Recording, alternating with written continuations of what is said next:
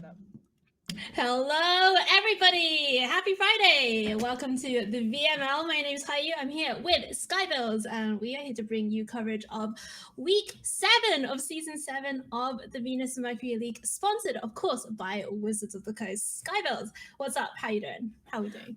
I'm doing well. I previewed my Streets of New Capenna free preview card today. Thanks to Wizards for that. It is a 5/4 Rhinoceros, which if you bribe it with treasure comes out with even less mana because it's 4. You can narrow it down to 1 red, 1 green. It's very cool. But speaking of New Capenna spoilers as well, there was an Ob Nixilis Planeswalker spoil today in Rakdos colors, and all I could think about is what happens if we start duplicating Planeswalker tokens. Yes, you heard it right. With Essica's Chariot, because I'm just an evil Jun player like that.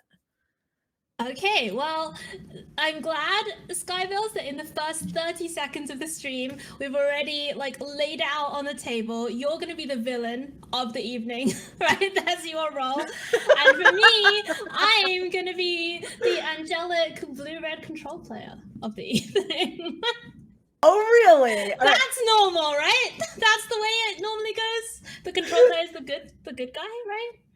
Not last I heard. Any spoilers have you excited, Haiyue? I'm very curious. Of the spoilers so far, this is the nerdiest thing I've ever said. And there's some stiff competition. The triomes are the thing that I'm most excited for. I'm sorry. But we've just needed the triomes for so long. We're finally gonna get the Grixis triome. Like, come on. I will say that actually, in all seriousness, I really like the charms. I think that all the charms are really well designed. I especially think that the Jun charm is really cool. Like the Esper charm is very powerful, I think, but the Jun charm just does a lot of cool things that I really like. So I'm excited to see whether they make a big impact in both standard. I mean, I'm sure they'll make an impact in standard, but it'll be interesting to see how they do in Pioneer and Modern and the older formats as well. All right, so before we get going, just a quick reminder, of course, that this stream and, in fact, the VML in general is brought to you in partnership with NRG Championship Series. That is the Nerd Rage Gaming Series, and ever since Paper Magic has come back, they have had a tour of paper events that you can go to and play on weekends, mostly concentrated in the Midwest and I believe East Coast, but check out NRG series, and they also have an online series as well. And of course, a massive thank you to new VML Season 7 sponsors. Good Luck High Five. Maria and Megan are the coolest people in Magic, hands down, and we are so happy that they're on board and one of our sponsors for the season. So thank you so much to NRG and to Good Luck High Five.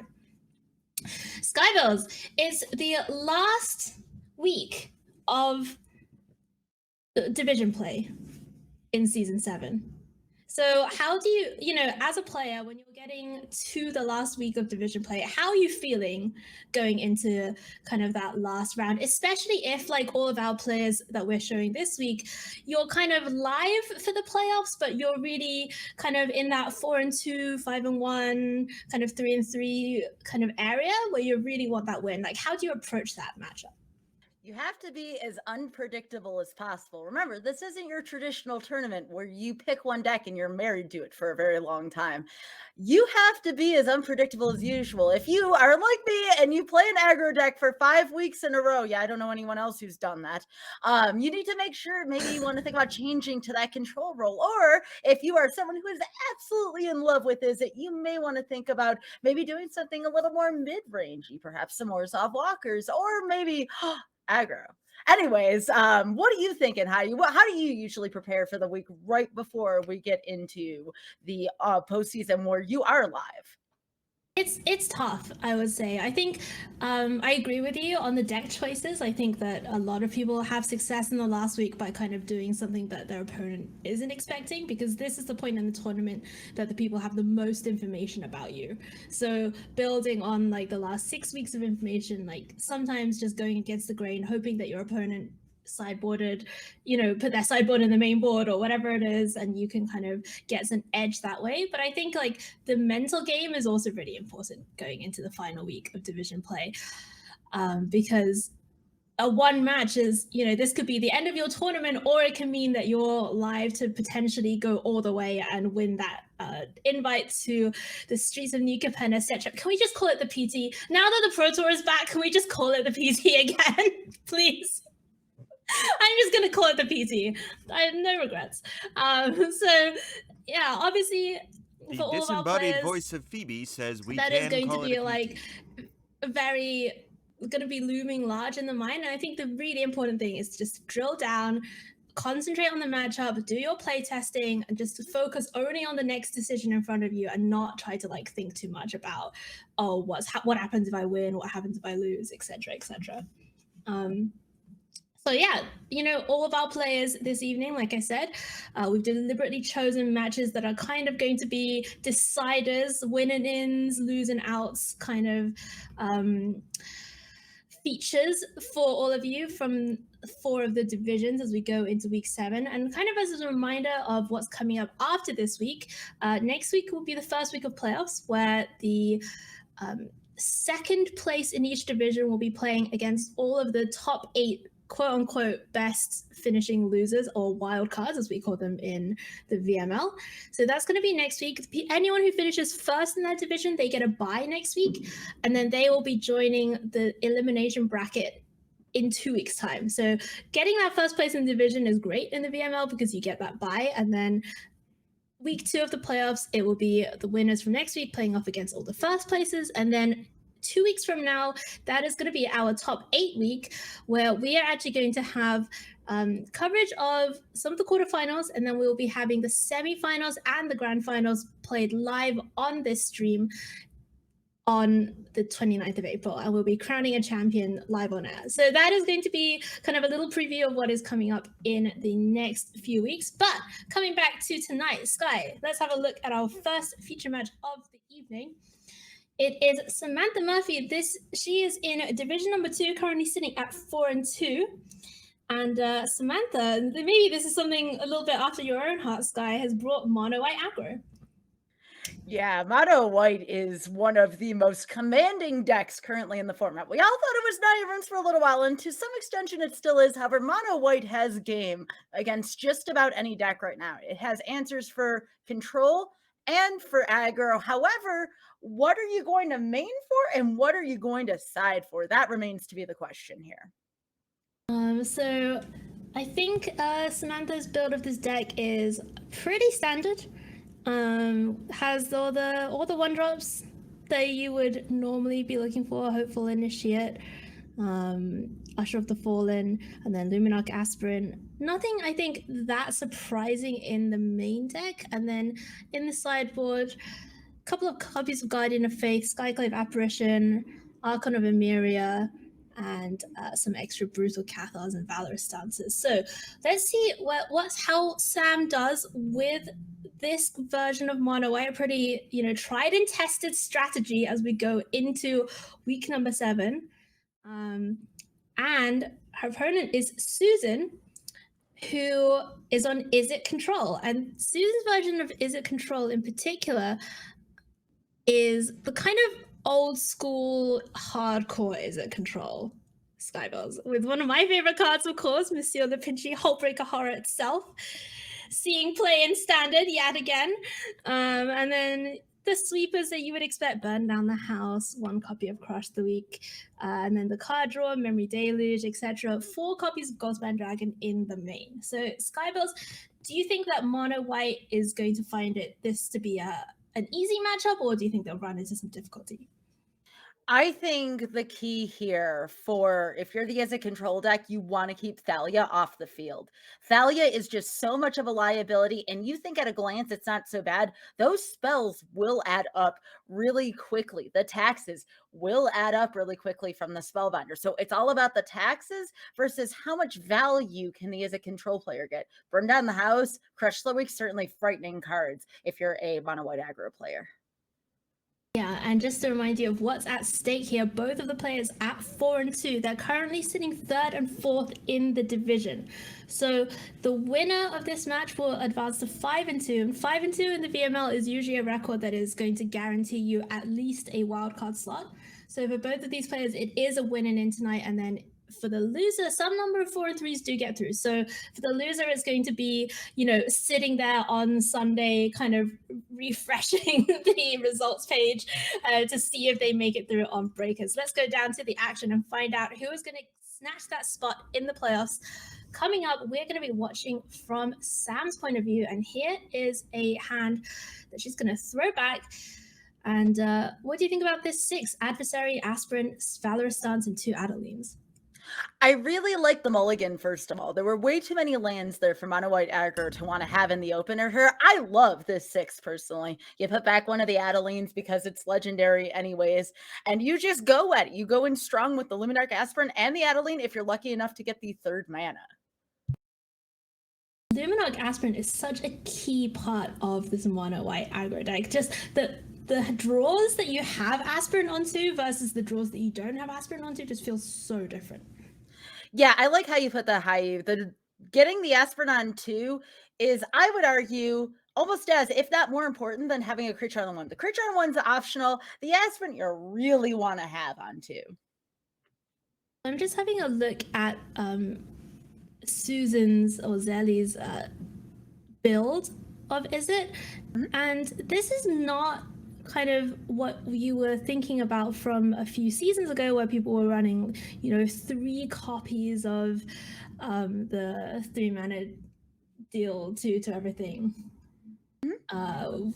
With kicker.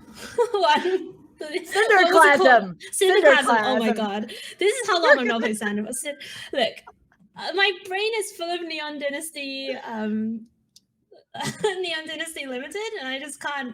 I don't know what to do about Standard anymore. Cinderclasm. This deck only has 1 copy of Crush the Week and 2 copies of Burn Down the House in the main. There's 2 extra Crush the Week in the side, but in terms of early sweepers, there's just a single Crush the Week. Do you think that changes anything from Samantha's side? Kind of, sort of. I mean, you still have the 2 of copies of Galvanic Iteration. That's still going to make that Crush of the Week way more potent, even more so than that fabled Cinderclasm we were talking about there. So game 1 will definitely be in the advantage for the mono white aggro player, unless there is a very timely, you know, Fading Hope and a Crush the Week and whatnot. It's going to depend on the sequencing in game 1. Game 2, once we get to game 2, we're going to talk a little bit about some of the side deck decisions here. And I see there is a little bit in the tank here. I get the hesitation because Valorous Stance does a little bit for this matchup, but not as much. So there's not as many playables here as the mono white aggro player, in this case, Samantha, would like to have here. Yeah, and Intrepid Adversary, actually, I find when I'm playing the mono white deck that it can sometimes be a bit of a liability against these red control decks, because you play it out and they have Spikefield Hazard and it's just awful. Like, it's just horrendous. Or, you know, you play out a bunch of creatures and then you finally play out your Intrepid Adversary and they just kill everything with a sweeper, and then you feel like you've wasted your time. But here we go. It is going to be the 6. The spare copy of Adeline goes under the deck, and we are off. Samantha on turn number 1 on the play with mono white, getting that plains down, and it looks like Zelly has also kept 6 lands, I believe. 6 cards, 6 lands. I hope not. I've done that before. And there's Thalia. Yeah, so you slammed on the Thalia. As much as we love Aspirant here, Thalia is absolutely a must here. Again, it sets back control players like you wouldn't believe there. Love that play by just not even taking 2 seconds. You see the Thalia, you put the Thalia down. Nice job, Samantha. And now it is back over to Zelly, who really does need to find an answer to this Thalia. We were talking about this before the match even started, and it can be really annoying to have to play with this tax effect on the battlefield. Luminarch Aspirant is going to put a counter on Thalia, which puts her out of range of Spikefield Hazard. And Samantha looking in a good spot here at game number 1. Yeah, and the Thalia there also dissipates any hope for Crush the Week. See what I did there? It's not quite a counter as Wow. dissipate. Wow. I know. Wow. I appreciated that. Jokes about counter spells, give me more of them. Sure, Just sure. pile them on. Here's an extremely expensive expressive iteration here, costing 3. And that's a little bit unfortunate for Zelly. As usually with expressive iteration, you want to be able to find a land that you can play straight away. So looks like it's just going to be a bit of card selection here for Zelly. Yeah, but a necessary one indeed. You want to be able to get rid of those draws that aren't going to be as favorable towards you. But then there's Adeline. Yeah, this is not what you want to see if you've just spent your whole turn spending 3 mana to draw 1 card. Adeline coming down on the other side of the battlefield, making a 1/1, down to 11 in this first game already, and that Adeline is absolutely massive. So Zelly really needs to find something and does not. That is going to do it. Woo! Game 1 is done in 4 turns. Skybilz. If you're an aggro player, you love to see it happen. If you're the control player, however, the control player, especially in the case of Zelly's deck here, seems to, if I'm looking at the sideboard here as an aggro player, this is terrifying. So in the sideboard here, we have extra Crush the Weeks. We have these Smoldering Eggs. Now, those don't seem like a threat, but they can hold the fort down against mono white for a hot minute. And remember that there's probably not going to be as much removal for the egg as you would think here, depending on the decisions made by Samantha. So cards to look out for, again, Crush the Week, and especially the Smoldering Eggs. Let's see what happens here in game number 2. So we see Samantha sticking to her guns, sending back a 4 land hand yet again. It's actually going to go down to 5 to ensure that, great out of the gate start, and found a copy of Thalia and a copy of Luminarch Aspirant. So this is a pretty nice 5, despite the fact that, she had to lose 2 cards to get here. Yeah, when you're in the draw, you can afford to kind of go through a couple mulligans here. And as something I was taught when I was learning Magic, you don't have to mulligan, we get to mulligan. And mulliganing is very much an opportunity to tip the game in your favor, even if you have less cards. Not so bad either on the draw. And a perfect draw on turn number 1. Finds that 1-drop. Hopeful Initiate is going to come down. Already going to cause a bit of a problem for Zelly. And we, of course, know that Samantha has 2 very powerful 2-drops in hand ready to follow up as well. So this could be a pretty quick match if Samantha manages to hold down, the board advantage as we go into the next couple of turns. Now here we're talking about lands here. So if you're not seeing that 3rd land yet, you're thinking, not sure what's going on here. There are some very difficult decisions to be made. Remember, Thalia's tax doesn't take effect till it hits the field. So that could get countered here. Let's see what happens to this Aspirant though. Yeah, very aware of something like a Jawari Disruption being possible from the other side of the battlefield. Luminarch Aspirant is going to come down, and you see that Telltale Arena pause where opponent has priorities. So here we go. We are going to go to combat. That trigger is going to go on the stack, and Samantha chooses to try and put the counter on the Hopeful Initiate. Will there be a spell? And there it is. Spikefield Hazard to take out the Aspirant. Yeah, great play here by Samantha. Again, if you're going to have to make a difficult decision, you might as well keep a stronger creature on the board here. And remember, this creature will persist right now, currently as is through Crush the Week. So great play there. You already sensed that there was going to be something going on, whether that was a Jawari Disruption, a Spikefield Hazard, or something of the sort. And again, just great anticipation there and keeping that board presence as Mono White should and like to do. Samantha finds the 3rd land, which is pretty crucial if she ever wants to cast this Guardian of Faith. Guardian of Faith is actually one of these cards that, on the face of it, I think people think of it as like, okay, it's protection against sweepers, which is true. It is protection against sweepers, but you can actually use it in quite a lot of interesting ways, even in like a creature matchup, right? So a lot of these cards, a lot of these mono white decks are pretty happy to have the Guardian of Faith for a wide range of situations. Certainly, I've even seen control decks sometimes boarded in for reasons, but ooh. Wow, was that Crust a week to just take out Thalia? Yep, sometimes you just don't want to deal with Thalia there. And Zelly said, nope, I would rather not. And that also could be a telltale sign that perhaps burning down the house isn't in the distant, isn't quite present right now, because otherwise that would have been preserved. So we can safely assume, unless it was drawn, that burning down the house isn't currently in Zelly's hand. But again, it's just a guess. So let's see what Zelly can do now. Untapping on turn number 5. Has a land drop to make this turn. There are some pretty scary 5-drops in this deck, right? There's like 4 copies of Goldspan Dragon, potentially 2 copies of Leer, although probably a little bit early in the game for something like a Leer to be unleashed. Let's see whether Zelly finds something like a Goldspan Dragon, and there it is. Yeah, Goldspan Dragon, always scary here. Looks like it's going to be used on the offensive, but remember that treasure does count for 2 mana instead of 1, as long as it is of the same mana. So something to keep in mind, sometimes it's really easy to miscount that mana there. So there's definitely a plan in place, possibly a fading hope maybe on the horizon here. We'll see what happens. Wow, and it's actually just going to be used straight away for another Spikefield Hazard on the second Aspirant.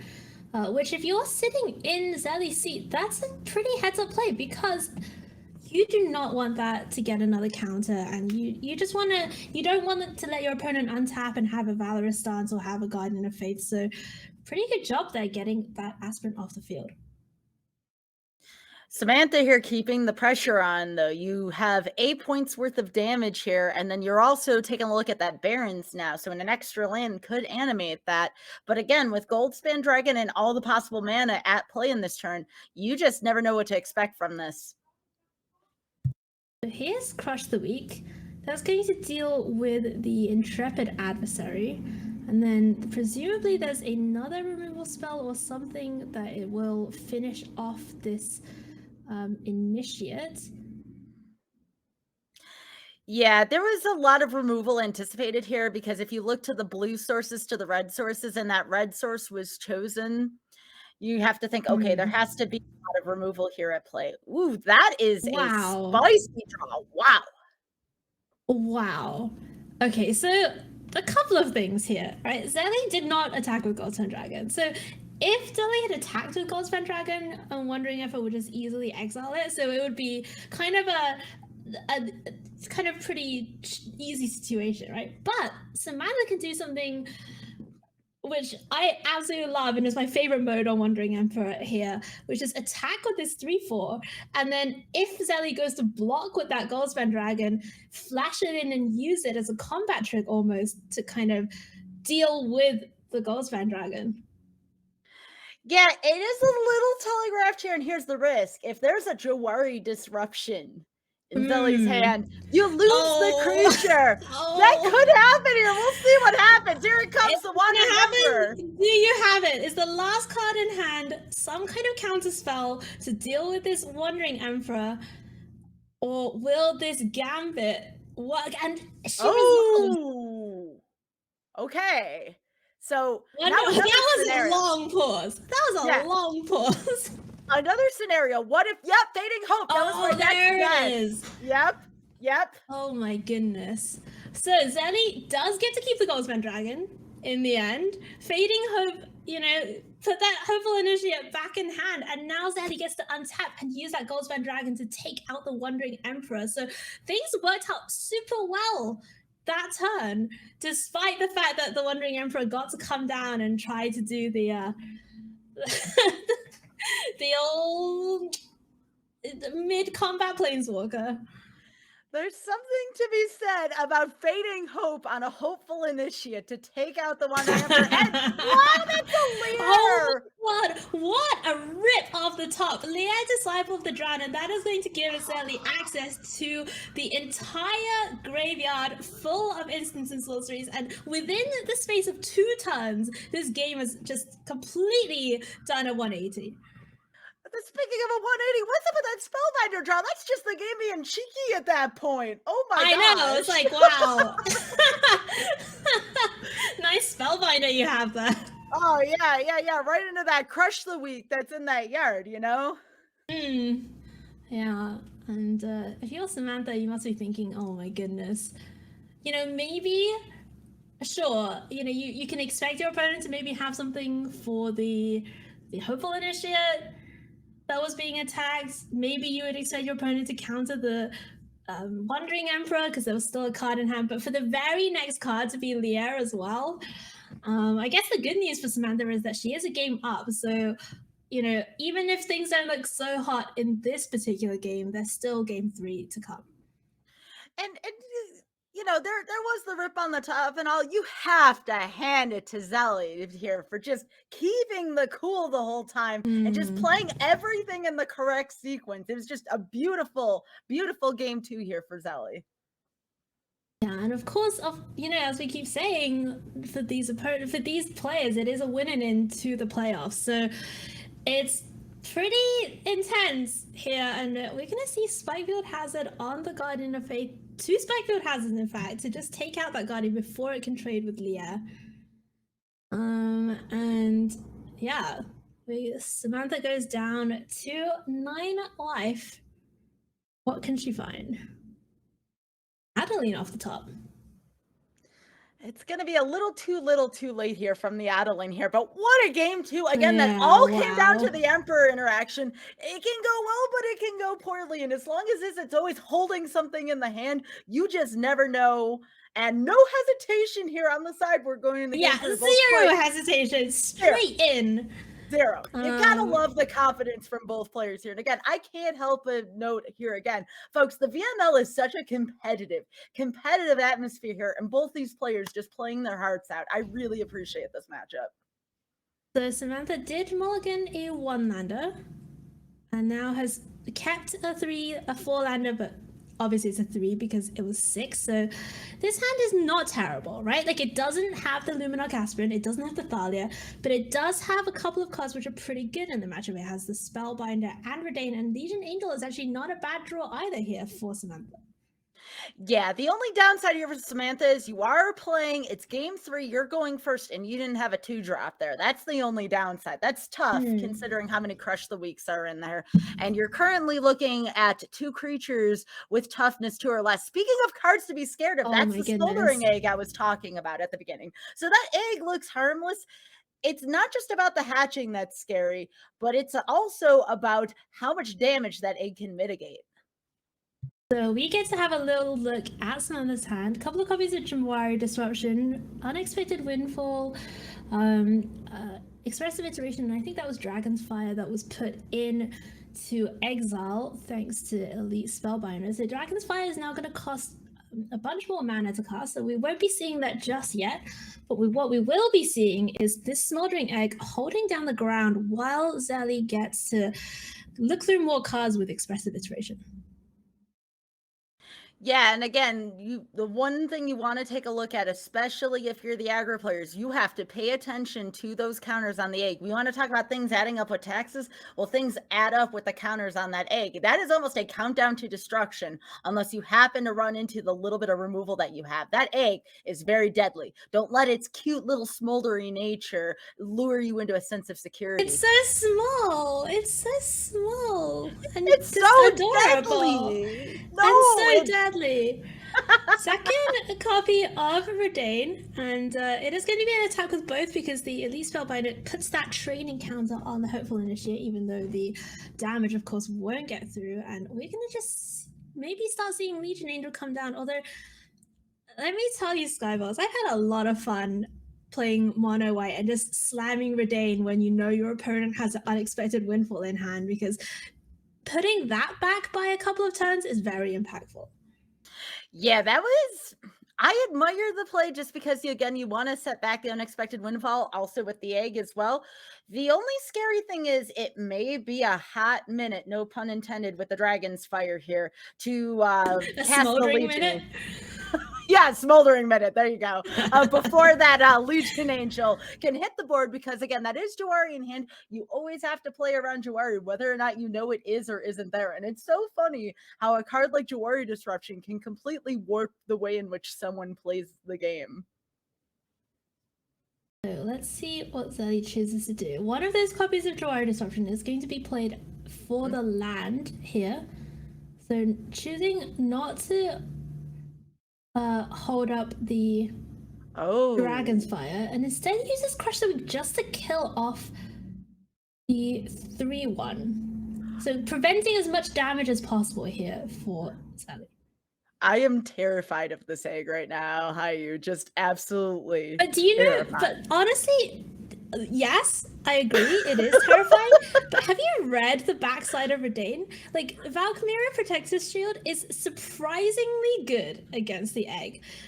Because once the egg flips, for each time they want to target one of your creatures with the burn trigger, the shock trigger, they have to pay for that. And even when they do, it only does 1 damage. So Valkyria Protector's Shield was actually a pretty nice play here for Samantha, because usually you don't want to draw 2 Redains, right? Like, it's not good for you. But being able to get that down is quite interesting. Yeah, absolutely. It ends up working out here again. That Windfall cannot be played yet. And whenever control starts to run out of mana, and I'm not talking about like running out of mana, I'm talking about not having enough resources on the field, that kind of running out of mana.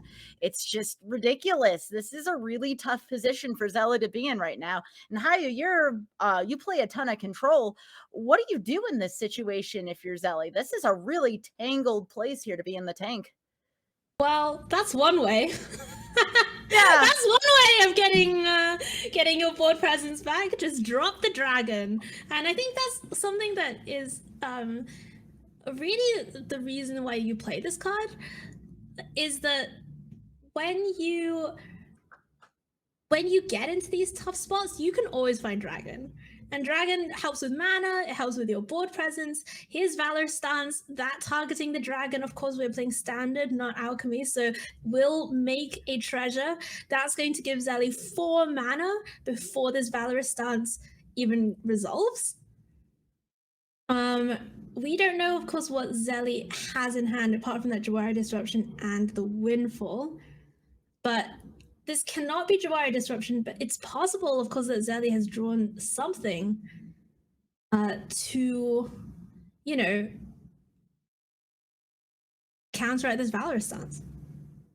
Yeah, but I see what happened there with the dragon. So the dragon nullified the attack there, essentially. It was a good play on Samantha's part to test and see what would happen. But now White's worst fear has come through. That dragon is there. And even though there is the shield to protect, it's not going to solve all the problems here. Again, I very much entice folks to keep an eye on that dragon and see all the damage it does. But again, you do need the mana to spend. There is that extra 1 caused by Goldspan Dragon. Again, this is not alchemy. You're going to see a few more treasures than usual off the Goldspan Dragon. And as well as that, in this deck, there are 2 copies of Prismari Command. So Prismari Command can actually deal with that, that Valkyria Protector's Shield. So you would assume Zelly Beans is really, trying her best right now to dig through the deck, find an answer to the shield, and let's see whether she can do so. It's going to send 1 damage at Redain. That's going to at least allow the Dragon's Fire that's currently in the Exile Zone to be cast with this untapped land. So, that could potentially finish off the Redain. I guess the Dragon's Fire maybe was already a possibility. Maybe there's another Crush the Weak for Zelly here. So let's see what she decides to do. First of all, getting in with the Ashmouth Dragon. Yeah, that's Zelly saying, hey, I'm not afraid of you right now. I have a ton of tricks here. Some of it may have come from the expressive iteration. And remember, all it does take is a Fading Hope here in this matchup to really complicate things here for Samantha.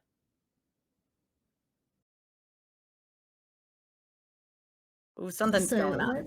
Yeah, there's something is happening. You can almost feel the gears turning in Zelly's mind. Just like, this is a spot where there's like the tapping on the table is starting.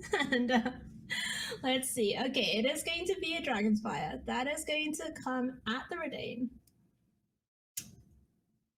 Then I have to pay 1. Oh, this is a Dragon's Fire from hand. Okay, so this is the second one that was drawn. That's going to... the tax will be paid. And there it is. Redain is now off the battlefield. So that's one piece of good news for Zelly. One piece of bad news is that there's now at least 3 Legion's Angels to contend with. Yes, but that does free up the opportunity to allow for more card draw with that Redain off the field now. And now we may have a windfall. Not quite unexpected. We're just going to call it windfall since it was revealed in the opponent's hands. So Expected windfall. An expected windfall. If there was an egg on the field. Anticipated windfall. If there was an egg on the field, it would be expected windfall. But that's okay. My goodness. Oh my goodness. Get out. Sorry. Judge. I'm not sorry. Judge. Somebody please rescue me. Oh, there it is. There is a dragonfly. Oh, this is another dragonfly. So Zelly's been really good at finding these. Mm-hmm. Yeah, this is great spot removal here for Zelly. So we're going to have the Valkyria activation here. But again, it only goes so far. Once your opponent, in this case Zelly, against the mono white aggro deck, once the Izzet deck starts accruing mana, those taxes aren't so bad to pay. They're really not. It's, it's like, okay, I'll just pay this tiny tax here and do a little something here. This Ashmouth Dragon here has just gotten really, really massive. And now it's just going to be really difficult to contend with now for the rest of the game, even with the taxes to be paid. Right, and that's the thing. These taxing effects, we talk about Thalia, we talk about the Redain, the shield, and all of that. Like, when they work when your opponent doesn't have a ton of mana, right? But for control decks, like, they have a lot of mana. They're always going to have a lot of mana. So at some point, they do become less effective as the game goes on. Although, speaking of taxing effects, here is Thalia. Thalia's a little too late. You need Thalia at the beginning if you're hoping to get the maximum taxing effect here. So Thalia a little late to the party right now. Aspirant also kind of fairly late. These are early things you want to see. At this point right now, Samantha probably wanted to see a Wandering Emperor to make a move against the dragon, but even if the dragon can be contended with at this point, there's still Hall of the Storm Giants, which is a massive, massive creature to contend with there as well.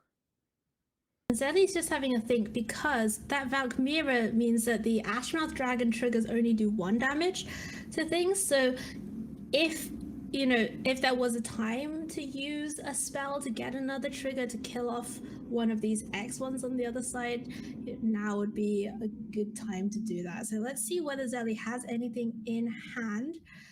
Otherwise, Aspirant's going to put a counter on this Hopeful Initiate, and it's going to be coming in for 3, which, normally you think 3 is not a lot, but getting down below 10 against this mono white aggro can be a bit scary.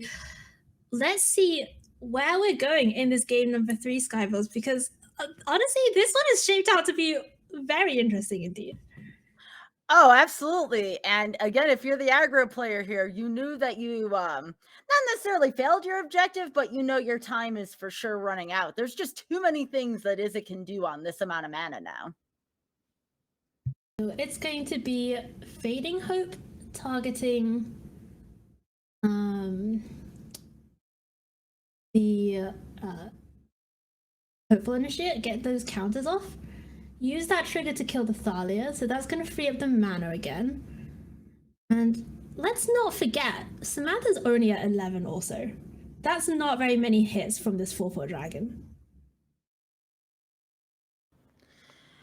Nope, and that looks like the last piece of the puzzle here for Zelly, as the Aspirant will also be eliminated by paying the tax here, and that's it. Mono White's life is the board state. It's not your life. It is completely what is on the board right now. And unfortunately for Samantha, that board is depleted. That currency that you so need against control is now just put out by the flames that is this dragon here. And again, just Smoldering Egg, a really scary card in this format for so many reasons. And you have to also give it to Zelly. She played around this Valkyria beautifully. Like, it's clear from this that she's practiced this matchup a significant amount and knew exactly how much mana she needed to be able to kill the various things with the various triggers, and has played with this Smoldering Egg against Valkyria kind of interaction quite a bit. So good job on that, and we expect, of course, to see the Izzet controllers kind of take it away from here, but there's always a chance that they can fizzle and not find what they need. Yeah, and also too, Zelly has played around a very expensive unexpected windfall for this far in the game. That is still the same unexpected windfall, I believe. Like, it's just been because we've been looking at it this whole time because it was taxed by Redain, and just having to wait to use that and still be able to fend off this Juggernaut, this top aggro deck, is really impressive on behalf of Zelly. Oh, and here is Prismari Command, and look at this. Doesn't even care about Back Mirror. It's not even a bother. We don't need to kill that.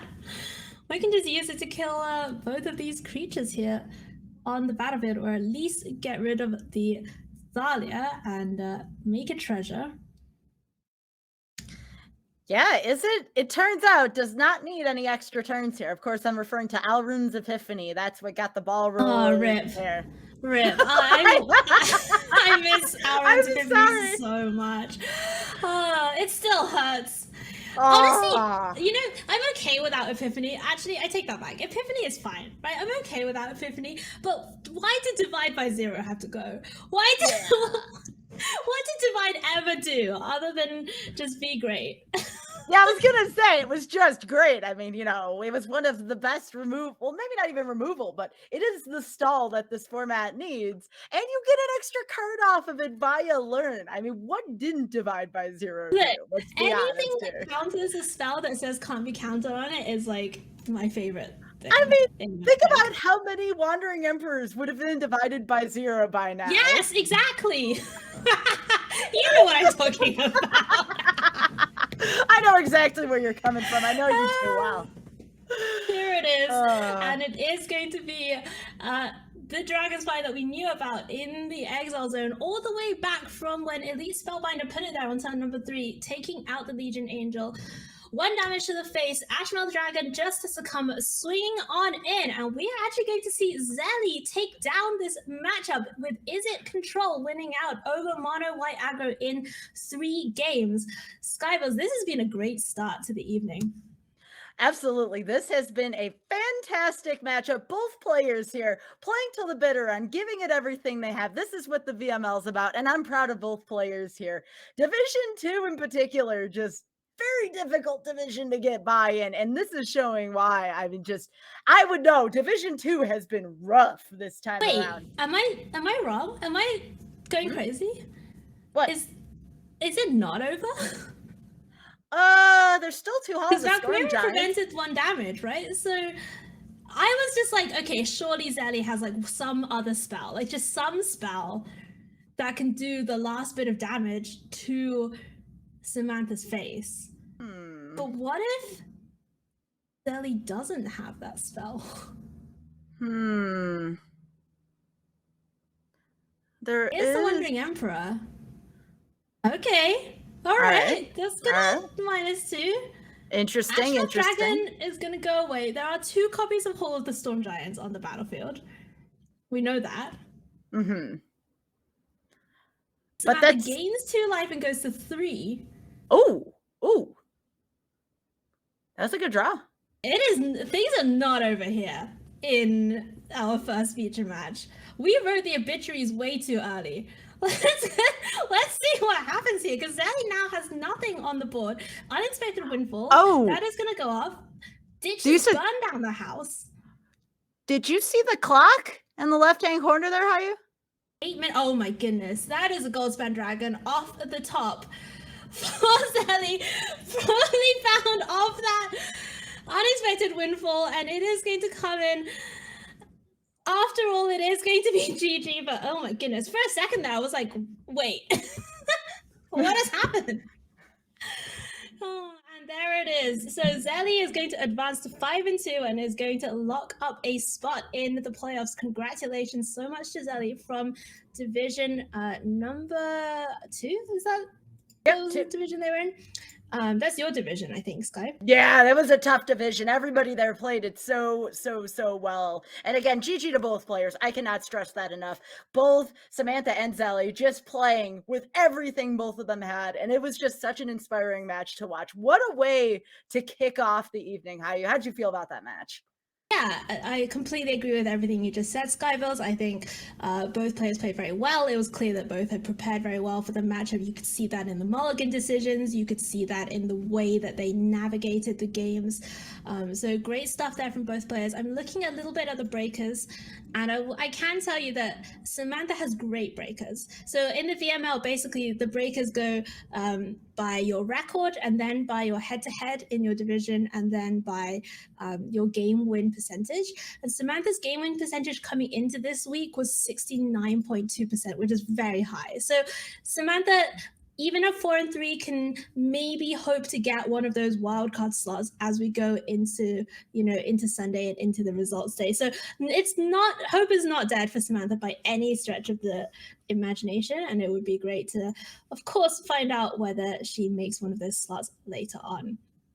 So let's move on, Sky, to the second match of the evening. And now we are going to visit division number 5, and it's Julie Izzette from division number 5 on Naya runes. Skybilz, you kind of mentioned a little bit earlier on that Naya was maybe one of the baddies of the early format. Do you think that's still the case? I think one person's baddie is another one's goodie. This is indeed a goodie of the format. Yes, Naya runes, just amazing. Skybilz is like, yeah, it has Showdown of the Skulls in it, so let's just go. It does have Showdown of the Skulls. The word haste appears on some of the cards. I'm down. It does have a combo here, a combo that was very much played earlier and still currently is played in the format, which enables Runeforge Champion to play with, I'm sorry, the names are so small here. The Selesnya card, the uncommon from the new set. Jukai Naturalist. Thank you. Yeah, sorry, the text is like itty bitty small for me. Anyways, the Naturalist plus the champion comes together. The Kamigawa Neon Dynasty limited players are all just like shouting Jukai Naturalist at the screen, so I have to represent them. Oh, no. I understand that. But yeah, so what happens is the combo enables you to keep drawing runes because one reduces and changes the cost, one makes them less, and then all of a sudden you're just drawing cards and drawing cards and drawing cards, and normally aggro does not draw like control. This deck does, and it's phenomenal. And something that I kind of want to draw out from what Julie has told us here, and which is obviously like a classic VML thing that you do not find in other tournaments, right? Is because obviously the players know what each other have played for the last 6 weeks. They can kind of metagame against what they expect their opponent is going to be. And when we go over to see Duen's deck, we will see that it is full of enchantments and spirits. Is green-white Enchantress. It's another Jukai Naturalist deck. This one a little bit different. But what's something that Julie said is, I realized that the card 3-Bit Exorcism kills literally everything in my opponent's deck. So she's just brought 3-Bit Exorcism, like a pick 24, sideboard card from the Innistrad sets, and is playing it here, which is pretty cool and something that you don't really see out anywhere else in Magic. And here we are looking at Duen's list, green-white Enchantress. This, as I said, is a Jukai Naturalist list, but what this deck does, Skybilz, is it revolves around the card Weaver of Harmony, which is a 2-mana 2/2. Other enchantment creatures you control get +1/+1. You can pay green and tap it to copy an ability from an enchantment source.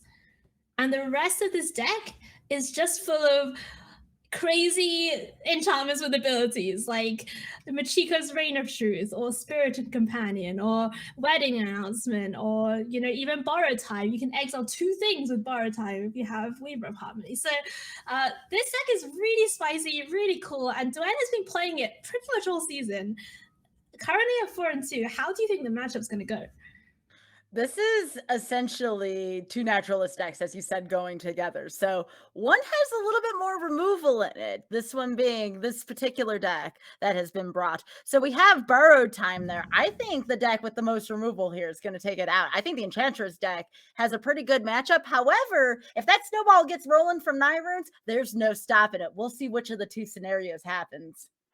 All right, well, let's go down to the action and find out which of these two are going to advance to 5-2 in the tournament. Let's just get that rolling for you. I believe we will be on there in just a second. So while we get that match sorted out and ready for the viewers, Skybilz, do you think that, like, you know, playing this kind of strategy of playing something different for the entire league, like, is that something you would do, or is that not something you would do? Oh, that's something I would definitely do. I can't begin to count how many times I've said, oh, this deck is great for the meta, but against jank or anything it's not currently prepared for, it's terrible. Why not be that kind of jank deck? And just when I say jank, I don't mean completely off the wall. I mean slightly off meta. Maybe a few strategy changes. Yeah, the little bit of spice. Yeah, exactly. I think having a slightly off meta deck is a very strong strategy here for the VML. No one can be prepared for you, and it's one of the things that separates the VML tournament / league from anything else that you're going to see. Is you're going to see some pretty awesome choices be made around that concept. Speaking of choices, we do see Julie keeping the 7 and Duen mulliganing to 6 on the play, but with a pretty nice hand. Has Commune, has Jukai Naturalist, has the Weaver, importantly, of Harmony. So Duen getting out with the Jukai Naturalist first on the play, and Julie with the Generous Visitor, and that is going to be ready to start putting counters on things with all these enchantments. Yeah, so we have a pretty strong start actually from both ends. This is going to be interesting to see how this shakes out. We do have the borrowed time already, though. That was a card that I had said to exclusively watch out for because, again, removal is going to be of the utmost importance here. Again, life isn't necessarily the life total here. The life total is equated to how big the board state is. And actually, both players with quite a lot of lifelink in the deck as well. So life totals, as you say, could be pretty swingy in both directions. And we're going to see Borrowed Time come down and actually just take care of the Hallowed Haunting on the other side of the battlefield, because that is a very powerful card that is going to fill the board up with spirits if Julie doesn't deal with it. And you can see how important it is, because Duen immediately went to find a second copy with Commune, and that is on the board once again. Yeah, that was a great threat assessment here from Julie, just to see, okay, Hallowed Haunting's out, that's going to be a priority. And that's the other thing about this matchup, right, is we're practicing matches and maybe talking with mentors here, which, again, the VML does a great job of mentoring. One thing that's probably done with that mentoring is threat assessment here, and the threat assessment has been perfect here so far, as the second one now has been taken out. There it is, Thraben Exorcism making waves in the Enchantress versus Enchantress matchup. And we're actually going to see 2 copies of Weaver of Harmony come down, though, for Duen, gaining 4 life from that Naturalist that is now a 4/4. But look at how much Julie has to work with. 2 copies of Runeforge Champion. They can go and get runes from your library or your graveyard. There is a Commune. Doesn't find a Showdown of the Skulls, but does find a Jukai Naturalist, and that is the combo that you were talking about, Skybilz, that is in hand. Yeah, so again, Duen didn't find the drawing combo, that being our good pupper, the companion, plus Weaver of Harmony. We've seen that, and there's double Weaver of Harmony. If Duen doesn't find that drawing combo soon, pretty soon, the Naya deck is just going to snowball right over it again, especially with the 2 Hallowed Hauntings gone now. So something to keep an eye on here. How much do you think snowball out of control here for Julie? It is going to be Runeforge Champion first, and that is going to enable, of course, this Rune of Might to be cast. The Generous Visitor already a 5/5 with Trample, so the counters and the Rune are going to go on the Champion, and there it is, a Showdown of the Skulls off the top. This is just what this deck does. It just finds showdowns.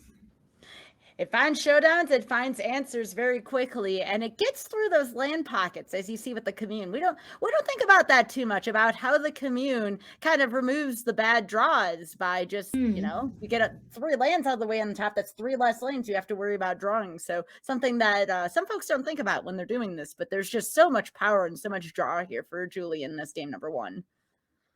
Julie making sure to be very careful and leaving up the most number of options in terms of mana for this showdown. Showdown is going to find 3 lands and a Rune of Sustenance, so not the best showdown you've ever seen in your life, but the chapter, you know, the second and third chapters aren't exactly blank either, Sky. No, absolutely not. Even though the first chapter only draws, the second 2 chapters will put additional 1/1s. That is in addition to the 1/1 counters that Generous Visitor puts on. So again, expect to see some very chunky creatures very, very soon. And here are the free runes that we were talking about earlier. That Generous Visitor is absolutely giant. It is an 8/8. Julie's thinking about whether to attack. And that is going to be 8 damage taken by Duen. Let's see what Duen can find here. It's just a branched off pathway. That is not going to help very much at this stage of the game, Skybilz. No, absolutely not. And there is some removal, although it may not be quite clear. We have, I'm going to try my best to pronounce this here. Don't judge me, folks. Is it Boseiju who endures? Did I get that right? That was great. That was great. I did it. All right. All right, good stuff there. So we have Boseiju over here, which can get rid of the Naturalist. And again, the biggest factor of that is the fact that it gets rid of some of the lifelink on the board. When combined with El Ganjo, Seat of the Empire here, you can get rid of all of the lifelink here that comes from Duen's board and just bowl over with these massive creatures. However, don't forget about the Frost Dragon in the back there. That thing kind of has a big butt. So what do you think about Duen's decision not to trade the 2 Naturalists potentially for this Generous Visitor? It was a tough decision to make in either case. There is a case to be made for both, but you have to assume that your opponent, especially in this situation, is going to draw removal, so you're probably not going to gain a ton of life anyways. It's tough because the 2 Naturalists enable you to maybe get back in the game or put the game out of reach, as this Visitor is just going to keep getting more and more massive here. So tough decision. I don't think there's a right or wrong decision necessarily. It is a difficult and an even more difficult decision. Well, on the other side of the battlefield, though, for Julie, the cards keep flowing, and here is Borrow Time. That is going to come down, give some more counters on things, and get rid of something on the other side of the battlefield. You'd imagine it's going to be one of these Weavers of Harmony to take as much power and toughness off the battlefield as you can, and that is going to do it for game number 1. Julie Izzet with Naya runes doing the snowball thing and rolling right over Green-White Enchantress. Well, speaking of exorcism here, it seems to be the card of the hour, as there wasn't even extra exorcism added here. 4 copies? I know, right? Let's go. We went from seeing none of this, literally in standard, to seeing now 4 copies here in the final week of the regular season for VML Season 7 here. Can you believe it? Right in standard. I love it. It was even a card to watch their exorcism. You got to respect it. I also want to add, too, that I did like the Borrowed Time on the Weaver at the end of that by Julie, just because, again, that companion comes out, can get Duen right back into the game there. So, again, just always thinking about your plays, even though it was the end of the game and it wasn't quite as relevant. I love the play there by Julie, and I didn't want to let that go unnoticed. No, I actually agree with you. I think that the Weaver is the busted card, right? Like, that's the card that you're going to be worried about if your opponent draws something crazy like Pachiko's Reign of Truth or something, double that. Suddenly you have a giant life linker, and then there are problems. So I definitely understand what you're saying, Skybilz. Let's see what change is going to be made on the other side. We see Restoration of Aganja go out. That makes a lot of sense because the 1/1s don't really do anything against all the trample. And Farewell is coming in. Yeah, Farewell is one of the most powerful board wipes here. Now, again, it's all going to be about how the Farewell is used, if it is used. We think of that as a silver bullet in this matchup. You use it when you're behind, or you use it to win the game, depending on what mode you put it in. Yeah, it's pretty interesting because normally you can kind of do some stuff with Farewell, right? Like if you're playing against Naya runes and say you're just like a creature deck or whatever, a mid-range deck, you can sometimes just name enchantments and then it's a Plague Wind type effect, but you cannot name enchantments in this one when you're also the Enchantress deck. So pretty interesting kind of dynamic here from both players as we look at the opening hands in game number 2. Duen's going to go on a mulligan. This second hand looking a lot nicer. Naturalist, Companion, Catilda, and 2 circles. As for Julie, she's still thinking about it. Yeah, this one's a little more tangled here, not quite cut and dry. We do have our good boy, the spiritual companion. I always have to mention the doggy, the pupper when it appears. No, Doggo, come back. No, I was enjoying looking at the dog. No. I mean, look, Duen knows that deck best, right? Like, yes. They're gonna know what is good in this matchup, and I get it. The 1/1 is not doing anything on the board. It's just gonna draw a card, but for the booth, from the hearts and minds, demand the dog. And speaking of drawing cards, Julie finds a copy of Showdown of the Scolds, but does not have very much mana to work with just yet. I was just enjoying the picture. That's all. I respect the mulligan choice, but it was such a cute doggy. Cammy of Transient the draw here for Julie on turn number 2. Has a copy of Commune, which could potentially get a 3rd land, but presumably one of these 2-drops is going to come out, and we'll have to find out which one it is. Yeah, this is a strong start. I actually really like the decision that Duen made here because look at how cheap everything on Duen's side of the field is right now. It is a really great start here with the Naturalist. And then there's the Weaver of Harmony that was just drawn. Like, this is a really great opener here for Duen. It looks great. And Duen is actually going to go with Catilda, Dawnheart Mentor, get that big lifelinking threat on the battlefield. And, you know, something about this Naya Runes deck, Skybilz, it makes a lot of giant creatures that are very big on the ground, but it doesn't really do anything in the air. Yeah, absolutely. It's a vulnerability that it has. And to my knowledge, I don't think any of these runes grant reach, last I remembered. So that is a problem if you are the runes player trying to fend off creatures in the air. And he does have a copy of Throven Exorcism, best card in Standard, TM. And that can deal with Catilda, I believe, as she is, I think, a spirit. No attacks for now, though. And Duen finds another Jukai Naturalist. So it's pretty interesting to see what Duen's, Duen's priorities are here, because, like, if it were me, I would just slam that Weaver last turn and then try and exile a bunch of stuff. But Duen making sure to get in with the Catilda and leaving open, getting these Jukai Naturalists down, because there are going to be some more expensive enchantments in the deck. Yeah, so probably this is a tough position to be in. I agree with the play here to leave the Weaver up and maybe get more with the circles here. Tough decision to be made as well, especially now with this Showdown coming down, but definitely the right play here to be patient. Going down, Showdown showing up at the right time for Julie, and these creatures are starting to grow, and that is a nice haul off Showdown of the Scolds. It's another Cammy, it's a Rune of Speed, and it's a second Showdown of the Scolds. So let's see what Duen can find here. Cave of the Frost Dragon, and yeah, now it's time for these circles to start doing their work and getting rid of the threats before Chapter 2 of Showdown can get going. Don't you mean showing down instead of showing up? I know, I said the Showdown showed up at the right time. Like, it turned up. Okay, you know what, Skybilz, if my jokes are too complex for you to understand, for your silly American brain to understand, just let me know and I can tone it down. I get you. I got you.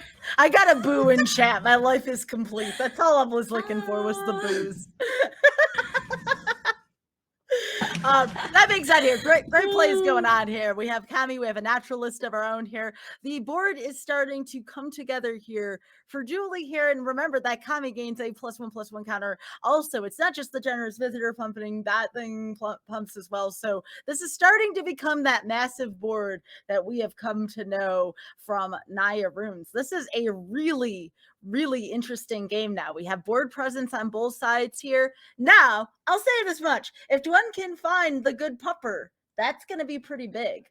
Oh, how about this though? Wedding announcement coming down. That is only going to cost 1 mana thanks to the 2 naturalists, and Duen can copy the trigger to make 2 soldiers. So Weaver of Harmony finally doing some work for Duen in this game number 2.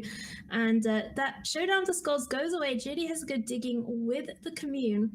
And just think how much worse the board state would be if you're Duen if you hadn't used those circles to get rid of the first 2 threats. Oh, absolutely. That circle also, though, you have to think about this, and this is something you think about in mono white aggro as well. If I lose my creatures that are binding other creatures, what happens to the opponent's board? It gets massive. So if I'm Julie over here, I'm eyeing those circles right now. There's a lot of interesting plays to be made here. We have Boseju, we have Borrowed Time. There's a lot of decision making to be made here. So I'm interested to see what Julie decides to remove here, because this is a very tangled board state. Obviously, probably the wedding announcement has to go because that is a draw source for Duen, but dang, what do you do after that? It is going to be channeling the Boseju, and just as you predicted, Sky, it is going to take out the first circle, as it were, and free up that Kami of Transience. Duen gets to ramp a little bit, thanks to Boseju. And, this is good. Oh my goodness. Wow. Second Jukai Naturalist means that Judy will get to deploy this Borrow Time for just 1 mana, and that is excellent sequencing here from Julie. Yep, here comes the Borrow Time. Now there are a couple of correct answers here. You could go after the announcement, or if you're just going for the super short game, you go after the second circle. But based on the fact that I believe that's a generous visitor there, maybe the wedding announcement here, maybe because of the Anthem plus draw. Yeah, okay. I agree. I think the wedding announcement was the way to go, and one of these creatures at least has trample, the Kami. The Jukai Naturalist did not have trample, I believe. Oh, that's a Hallowed Haunting off the top. So, unfortunately, Hallowed Haunting on its own doesn't do a lot. You do still need another enchantment to start the kind of train going. But with that Weaver of Harmony on the battlefield, we could be seeing a lot of spirits being made pretty shortly. Yeah, and I do want to point something out that was pointed out. It was really important to get the other Kami versus the Generous Visitor out, just because it does have trample to it. So that was a very wise decision made here by Julie to just completely set up a very trampley board stage. I don't know if trampley is a word, but I really like it. A very trampley board stage. Trampling, I don't know. Trampleful. Tramplicious. Big creatures that drive damage through there. That thing. Basic. Okay, so big creatures, damage coming through, swinging in with the team here, and immediately we're of course going to see the chump block. I think Duen just going to probably make the quote-unquote reasonable blocks here, eat the Naturalist where possible, going to have to trade his Weaver of Harmony for the Kami, and then unfortunately for Duen, the Kami does come back from the graveyard because, or at least not this turn, but on a future turn, we'll be able to come back from the graveyard. And Duen is left with just not very much on board. Oh, it comes back this turn. Why is that? Did Julie have an enchantment leave the battlefield this turn?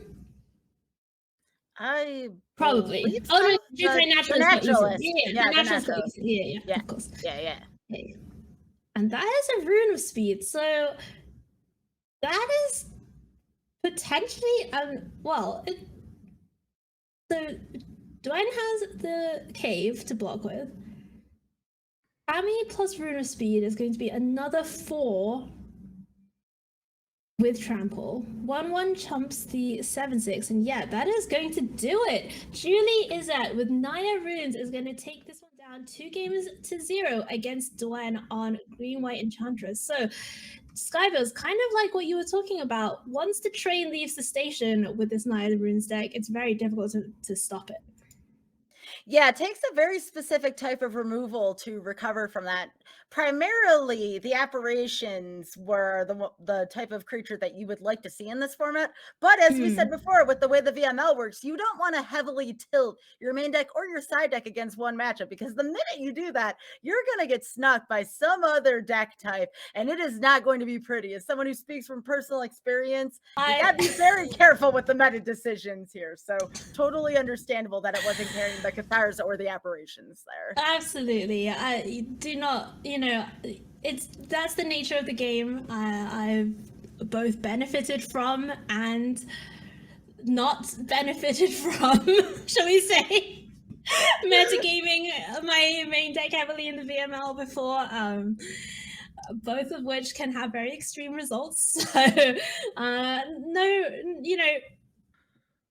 good job, of course, to Duen for playing this Enchantress deck for the whole season. Maybe not the whole season, but certainly the last few weeks we've seen Duen with this Enchantress list. It's something different. They've, played that to a 4-3 record, which is very, very respectable indeed.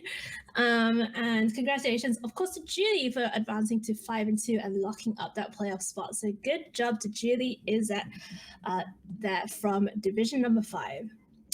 Shall we watch some more Magic, Sky? Oh, absolutely. Shall we? These have been great matches tonight. I cannot wait for the next one. Let's go. Let's go. Okay, so we're going to division number 6 now, and we are watching Sarah England, who is actually a Vancouver, BC local player to me, has been a grinder for a long time in the Magic scene here, the competitive scene.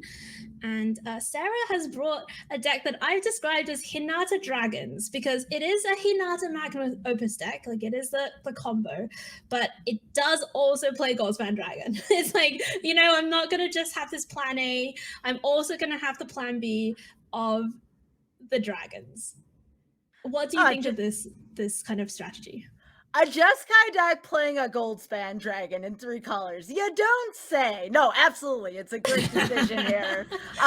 Not only do you have that advantage of using Goldspan Dragon, you can either accelerate your mana. Remember, there's small text at the bottom of Magma Opus. I know there is a heckin' encyclopedia on the Magma Opus, but at the bottom, itty bitty little text, it says, discard, create a treasure token. And remember, when I friend the Goldspan Dragons on the field, those treasures count for double. Folks tend to forget that. We think about the treasures after this Goldspan Dragon hits the field. We don't think about the state of treasures before. So I love the combination here of Magma Opus, Goldspan Dragon, Hinata. And of course, I want to remind folks here, if there is another individual card to watch for me, it is the Celestis. Oh my gosh, as anyone trying to even play aggro against this, that card is a pain in the butt that you always remain in the matchup against that. And the game is never over for the Jeskai and or Izzet deck till the bitter end, if you are unlucky enough to see that one of Celestis. What do you think of Celestis, Haiyue? I love it. I will admit, in the beginning, I was a little skeptical. I was like, this is just a manolith, right? Okay, you'll get to loot with it. But I have been very impressed with it ever since people started playing it. I think it was first seen play in like the blue-black Lier decks. I think Seth Manfield played a deck with Celestis in it like a while ago now, and it was kind of, a big kind of addition to the metagame, should we say. And Celestis is legit. The life gain adds up a lot because you can just make it day, right? And then next time you pass the turn, right, you make it night. Then your opponent is stuck in this like weird thing where you can play on their turn, you can make them play more than one thing, you can make them turn it to day for you. Like it's just, the day-night mechanic is really sweet. And I think Celestis is just, it's just, as a one-off, is perfect. Speaking of awesome artifacts, Skybilz, we're going to go and look at who Sarah England is up against, because this deck is something Wow. I'm so excited about. I literally, when I saw this matchup today, I was like, this is great. We have to, we have to show this, because this is blue-red, but not like the blue-red we've seen until now. Yeah, I love their deck so much. Oh my goodness. So I So have seen much. this deck. I have seen this deck. Maybe not a build this sharp. This is a very sharp build of this, by the way, on the ladder, and it is just so polished here. Some So- cards. Oh, go ahead. No, I was going to say, for our viewers who may not be familiar with blue-red artifacts, this is a deck that makes use of a lot of the artifact matters cards coming out of Kamigawa Neon Dynasty. So we have the Patchwork Automaton and the Mechanaut, the blue-red flyer that makes artifacts 1 cheaper at 2. And basically, the Patchwork Automaton just gets absolutely massive. Every time you cast an artifact spell, it gets a +1/+1 counter. So the kind of idea of this deck is to make a giant, or at least I think, the plan A, I guess, of this deck, make a giant Patchwork Automaton, and then you have 4 copies of Kazuul's Fury and 3 copies of Wedding Invitation to give it unblockable or throw it at your opponent's face, which is incredible. And then to go along with that plan, there's obviously a lot of other stuff happening here. Reckoner Bankbuster, making some value for the deck. Mech Titan Core, 2 copies of. Wish list to see a Mech Titan Core activation in standard, please. And Tezzeret, Betrayer of Flesh, just other ways to kind of really maximize all of these artifacts that you are playing. Singleton copy of Lithoform Engine, because why not? Why wouldn't you? Skybilz, I hope you're as excited to watch this as I am. I am. I want to point out one thing here, because this was a question that I had asked. What card has impacted your play in Season 7 the most? We have, I've had to play around Goldspan Dragon in most matches. Its stats, snowballing value, and the fact that a pseudo ward in control decks make it a real monster. What an appropriate answer, considering what this matchup is. And we've been talking about Goldspan Dragon all night here. Yeah, I'm ready to roll into this match. Let's see how these artifacts measure up against the Juggernaut that is the Hinata combo. All right, so we are going to be watching it from the point of view of Sarah England, and wow, that's a lot of Hinatas. That might be too many. I think A, I think it needs an extra Hinata. B, I think Hinata needs to not be legendary. You know, that's one way of approaching it, and frankly, I'm not going to argue with that. 3 copies of Hinata in hand for Sarah, expressive iteration to be able to do some digging, some filtering as well. Prismari Command, pretty key, right? In this matchup, the artifact-based matchup, maybe you can snipe a giant automaton or a Mech Titan Core or whatever it is later on. There is Wedding Invitation coming down though, and this Patchwork Automaton is already starting to grow. It's a 3/3, and it's going to start coming in.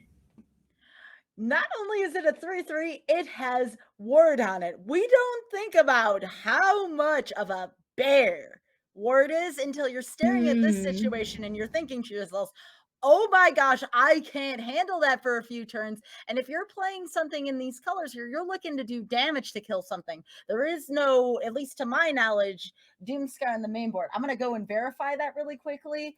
But my goodness, this is already a very strong start here for the blue-red artifact deck.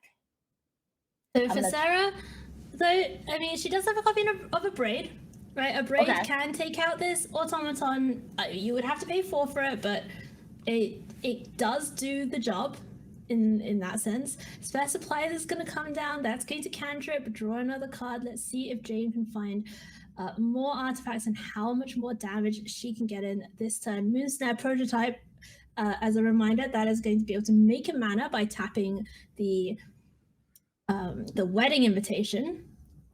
So all of these artifacts so far have either drawn cards or made mana, and have definitely all put counters on the automaton, and that is what this deck wants to do. I am corrected. There is a Doomscar in this deck. I just double checked, but only 2 2 copies of them, so they are far between here. Doomscar is what you want to see against a deck with Ward. Anyways, looking here at Sarah's hand, we do have the Abrade, as Haiyue was talking about, but the question is, what do you Abrade here? There's so many targets for it. Probably the Automaton. You gotta just bite the bullet, pay the Ward, you know, just get it off the battlefield, try and regroup after that. You are tapped out, right? Like if Jayne plays something like a Tezzeret here, that's gonna be a problem. But let's see what. Oh, and there he is. Wow. Tezzeret Betrayer Flesh is gonna come down. Wow. And that is going to be animating the spare supplies, getting in for 4. Sarah's down at 8. This matchup is incredible. I love it. I love this deck so much. Treasure Vault. How does that bag? What? I can't comprehend this. How does a bag of supplies attack? I have to know this. Oh my gosh. He probably shakes himself at you in a menacing manner. Yeah. Okay, and here's Prismari Command. So that is going to, we assume, 2 damage to Tezzeret and get rid of the supplies with the Destroy Artifact mode, the Shatter mode, if you will. And that is a very sweet little 2-for-1 there for Sarah England with that Prismari Command. But honestly, Jayne she's just drawn so many cards. There's still a Treasure Vault. I don't know what that can do in this deck, but presumably make a ton of treasures. Here's the Mechanaut. That's going to give a discount. And let's see what else is coming out of this deck.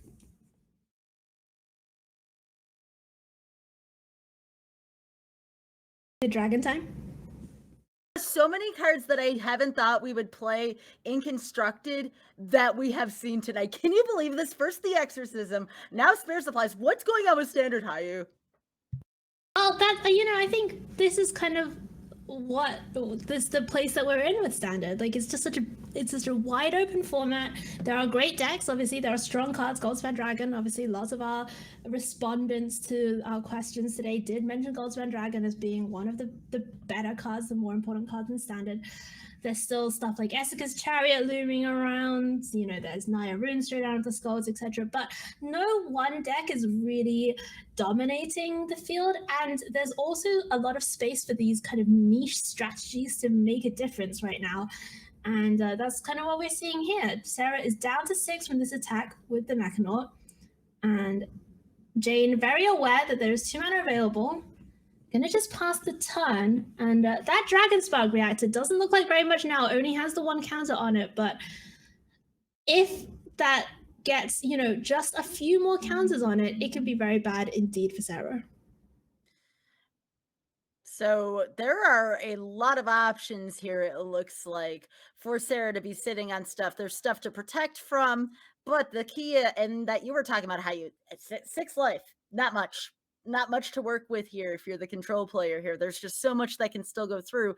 And remember that many of those other artifacts on the side of Jayne has so many different effects on them. Again, we were talking about itty-bitty text before. There's text on those other cards too. They don't just turn into 4/4 supplies.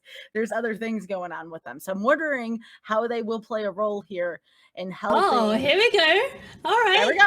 Treasure Vault. That's going to make 3 treasures. And that is going to trigger the Dragon Spark reactor 3 times, putting 3 counters on it.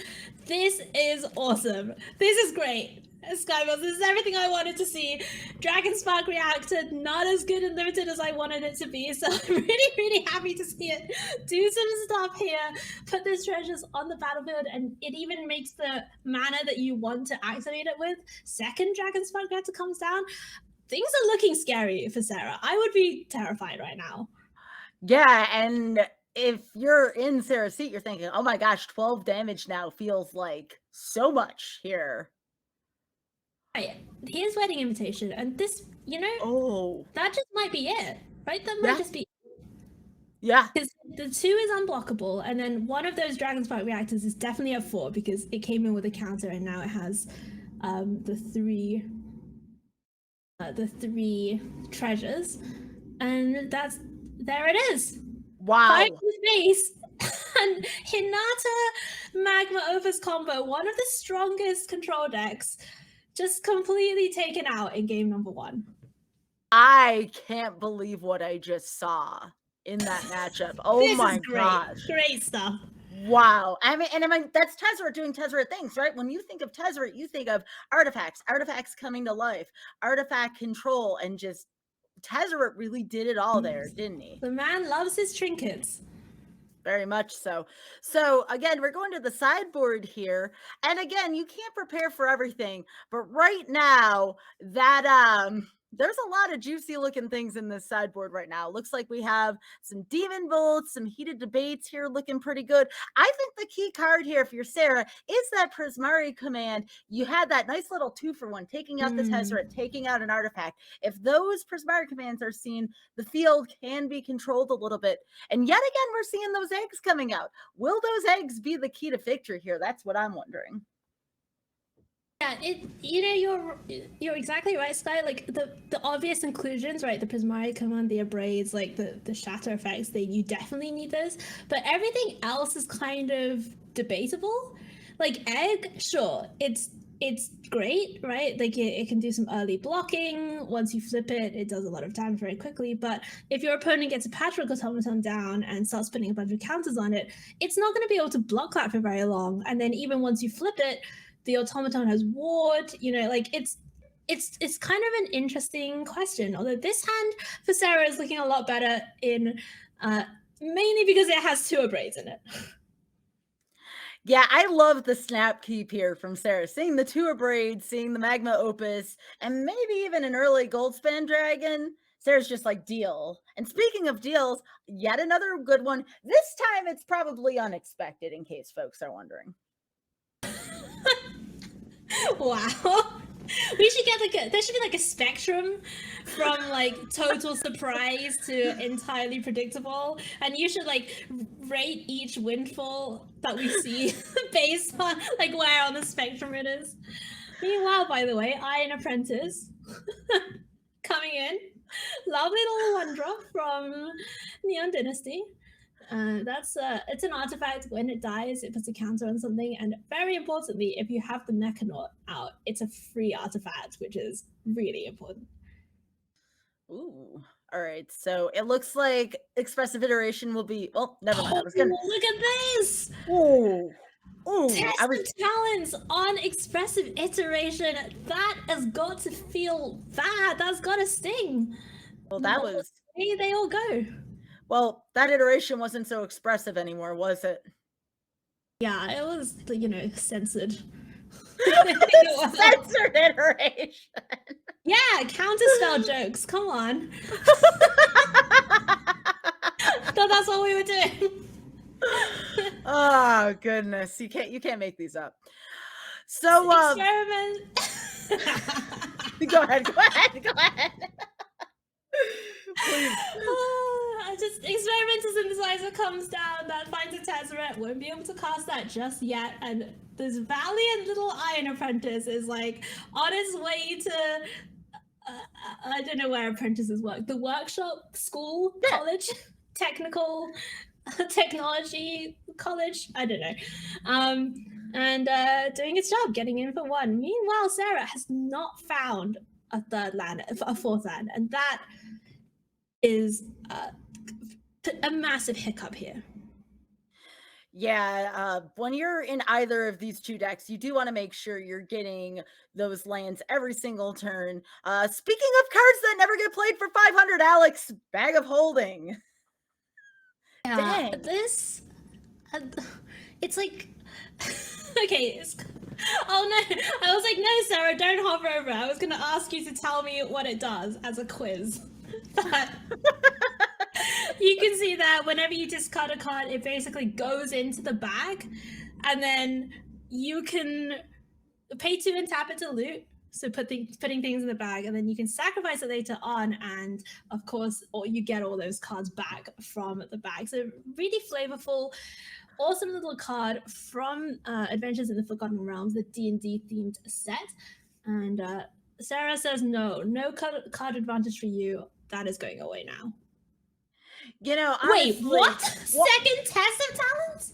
Whoa! Holy Okay. moly, and that's gonna get the second Abrade in hand as well. Wow. Wow, these test of talents would be so brutal. Was that in the key cards for the matchup here? Because if it isn't, we should add it to the slide at the end of the match. You're oh my right. goodness! Someone get a Sharpie. Oh no! Haiyue, the windfall, it's expected again. Oh no! The dial moves to the left. All right. Well, okay. Here it is. Let's play around any further tests of talents. Just draw some cards and make some mana. And now there's 2 copies of Goldspan Dragon in hand for Sarah. So things are not by any stretch over, because even though Jayne has landed a few blows, you know, with these tests of talents, Goldspan Dragon is a big problem right now for Jayne. Yeah, if we refer back to the server at the beginning, Jayne said it is a monster, and that is a very accurate description of what Goldspan is. We're about to see that ×2 soon, and remember, those treasures are going to count as double as well, something that we forget about prior to the dragon being played. Those 2 treasures are going to turn into 4 here, but it looks like Sarah has some other plans here. Get this Hinata down first, and then on the next turn, I mean, there's probably enough right now to do it, right? You can upkeep this Magma Opus for 2. She's actually not even going to upkeep, just going to do it main phase. Why not? Which is, yeah, just get rid of all of these little creatures, tap down the mana right now, and more importantly, get some more board presence. Draw the, oh my goodness, here's Vulture. Wow. That's going to take care of Hinata. So, but at least, you know, Sarah got to do the Magma Opus thing, drew some cards, made a 4/4, and now, you know, we're going to see this Hinata deck maybe, you know, get on the road to stabilization. Lithiform Engine, let's go. You're so excited to see all the different artifacts. So for this card to be played, like just copying abilities, copying artifacts, even later on in the game, maybe copying instants and sorceries. I don't know if it will get to do very much of this game, since we know about the 2 Goldspan Dragons, and it could be a bit of a problem for Jayne as we go into the next couple of turns. But Lithiform Engine, what a card. I love what Sarah's doing here. Sarah's took a look at that Lithiform Engine, saying the longer this goes on, the worse it is for me. I'm going to start going downtown here before something worse happens. Yeah, I agree with you, Skybilz. Just try and shut the door, you know, play these dragons. Get the opponent dead before they can start assembling all these crazy combos. Yeah, and if that token tries to get duplicated, the bolt can now be used in response, because again, 2 things here, so... Yeah, so instead, Jayne's just going to use a Bag of Holding, do a little bit of looting, because Zeal's Fury goes away for now. That's a scary card, Zeal's Fury. Yeah, I mean, think about how big those automatons get, right? Like, here is the reactor. Okay, and the last card in hand for Jayne is the Enthusiastic Mechanaut. This isn't over yet. This is still a pretty tangled situation right now for Sarah. And here's the Demon Bolt. The thing is, though, there is the Goldspan, right? Like, if Sarah just had 3 lands in hand, or even like a card draw spell, something not the Goldspan, it would be it would be different. But because of that second Goldspan Dragon, it comes down, it has haste. It's just going to be a lot for Jayne to deal with in this game number 2. And it looks like we are close to being on our way to seeing a game 3 here between these 2 decks, which I am not going to complain about, because these decks are great and I want to watch more of them. No complaints in the slightest. If you were to ask me what format this was prior to tonight, I'd be like, I don't know, maybe historic or something. This looks different, but I love this. This is actually standard. And it just goes to show you how healthy of a place standard is in right now. Absolutely. All right, so Jayne goes down to 3. We're going to see Hinata come down. may as well make another lethal threat, get that land down that's a 5th lethal threat. What are you going to do about this, Jayne? Can you find anything to get out of this spot? And I just don't really think that there's anything necessarily in the deck, like a single card that can do very much here for Jayne being at 3 life. No, there's too many threats on the field right now, but you have to give it to Jayne, just holding on as long as possible. And tough situation to be in. It looks like we are going to be going to game 3 here, but as Haiyue says, no complaints here. This is a wild match. All Sarah has to do is hit the big orange button, and there we go. It is a bunch of 4/4s coming at the face. Sure. Mirror Shell Crab. Just stifle mode on the treasure. And let's see how something that I'm kind of interested to see, I guess, is whether there's going to be a lot of changes in the sideboard between games 2 and 3. That's going to depend here. It's kind of unpredictable to see what Jayne's going to do, right? Because again, this is some of the first we've seen this deck here. So taking a look at Sarah's changes here, I'm interested to see if Sarah rethinks the Doomscar or not after that, or just because of how many threats can come out with the automatons and the Tezzeret, but maybe the one is enough. See, hovering over the Doomscar. There's some thoughts here. Oh, taking out the Doomscar. Get out of here, Doomscar. So that's very interesting indeed, as you say. Sarah, look, the 2 players, they've had time to test this matchup. They know what they're doing. So we are going to trust that Sarah has, figured out, maybe, there's not enough white mana. Maybe it's difficult to get those Doomscars online, or whatever it is, whatever the reason is here to not play those. Instead, going to rely on these Abrades, these Prismari commands. And for Jayne on game number 3, it's going to be Patrol Automaton coming down. And that's scary for Sarah, because we saw how much damage that did in the first game. The automaton does work. If you don't react to it soon, it doesn't seem like much at first, but over time, it just keeps building and building and building. And before you know it, you're down 10, 12, 14 lives. So speaking of which, though, the land situation does need to be addressed here. Expressive iteration is a good way to do that, but it's going to be interesting to see how that's going to be handled here. There's a lot of reactive things in the hand, but also you need to consider the wards. So again, lots to think about here. If you're Sarah going with the iteration, though, will it be Test of Talents again for a 2nd game in a row? We'll see. I'm sensing it a little bit.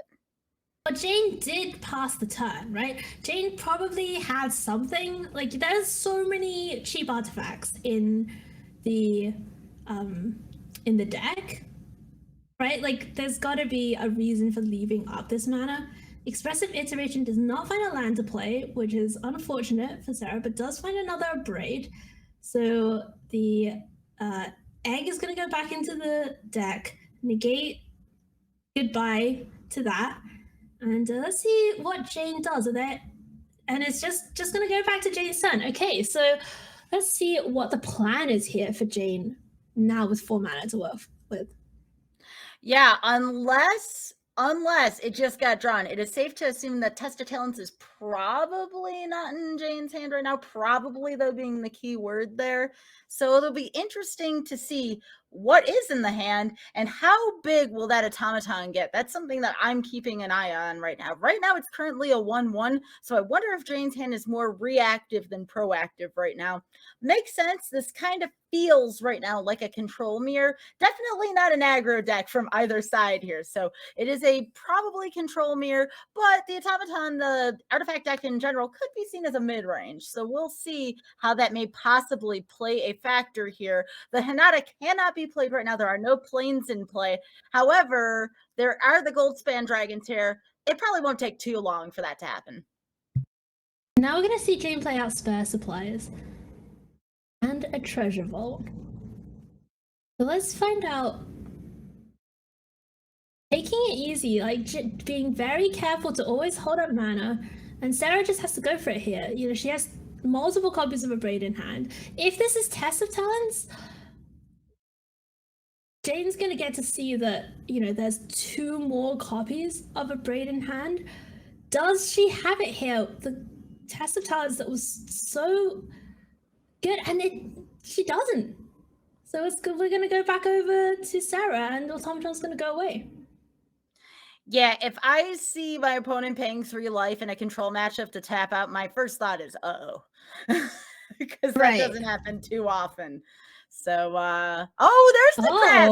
See, we laughed at the crab earlier, but there's the relevant Moose Shell crab there. There you go. There you go. Okay, so Jayne could have used the crab to protect the automaton, right? But decided no, I'm more worried about a potential Goldspan Dragon coming down next turn, and held up the crab. So that is actually, you know, a very heads-up play, because Goldspan Dragon was the big problem for Jayne in the previous game. It is, as was put, the monster in the format, if not this matchup at least. So here's another one. Does Jayne have another solution to this? And it's not looking like it right now. Not right now, but there are other cards right in Jayne's deck, and here's one of them. Voltage Surge, sacrificing an artifact. That means it can do 4 damage. No protection in hand for Sarah, and yeah, that is the second Goldspan Dragon dealt with by Jayne. Every time I see that surge, all I can think of is this a better lightning bolt? Just because there's such efficient use here of these artifacts. Dragon Spark Reactor. We saw how good that was in game number 1 with this treasure vault. And here is Reckoner Bankbuster, the 2-mana 4/4 vehicle from Neon Dynasty that you can pay 2 and tap it to draw a card. That happens 3 times, and on the last time you do it, it makes a pilot and a treasure. And then after that, it just becomes a normal vehicle with crew 3, which of course the pilot can crew, because pilots can crew at 2 power more than their actual power.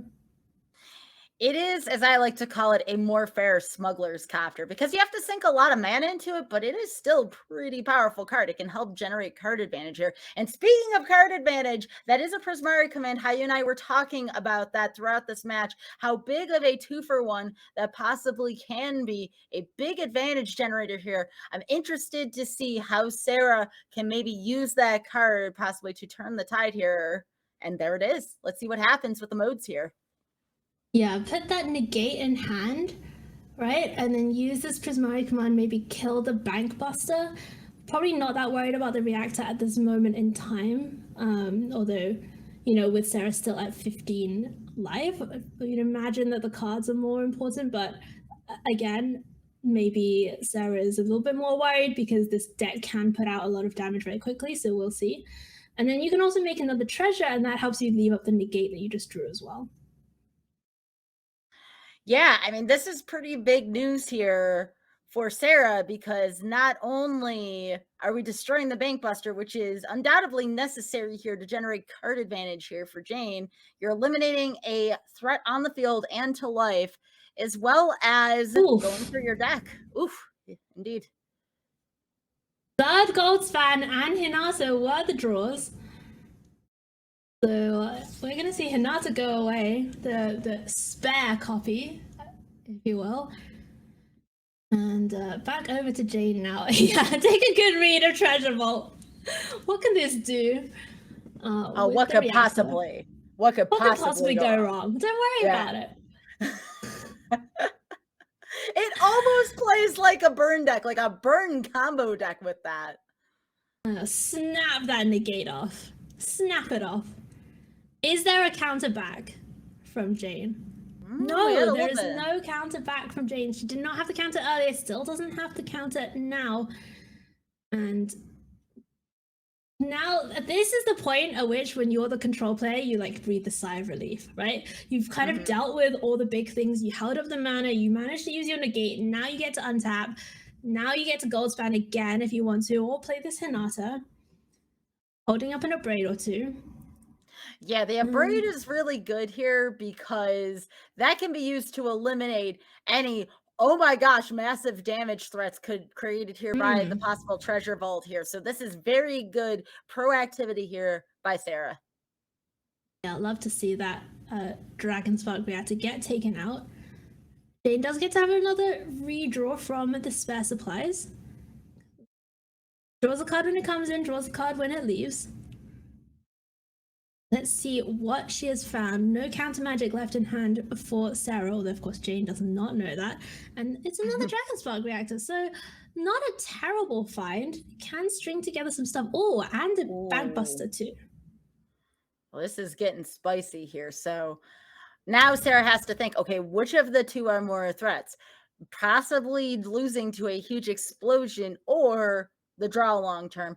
I'm guessing that Sarah's probably going to go for the Bank Buster here just because of how much Jayne's resources have been depleted at this point. Yeah, I've got to agree with you. I think I would personally also get the Bank Buster, but this is also very justifiable, I think, because you now have the Hinata right on the battlefield. You don't want to expose your Hinata to the Treasure Vault or expose your Goldspan Dragon to the Treasure Vault. And now the Flyers are down, they're attacking.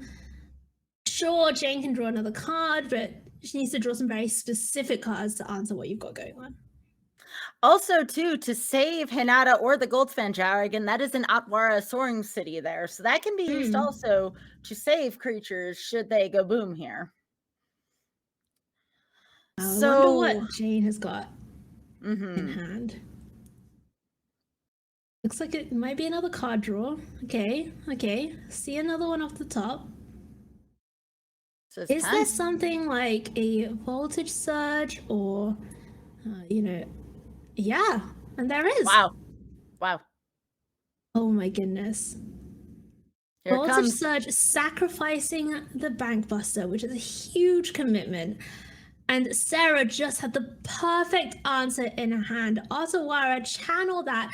That cannot be countered by Testotowns. But if Jayne has a Mirror Shell Crab in hand, that can stifle this channel ability. So let's see if Jayne has the crab here.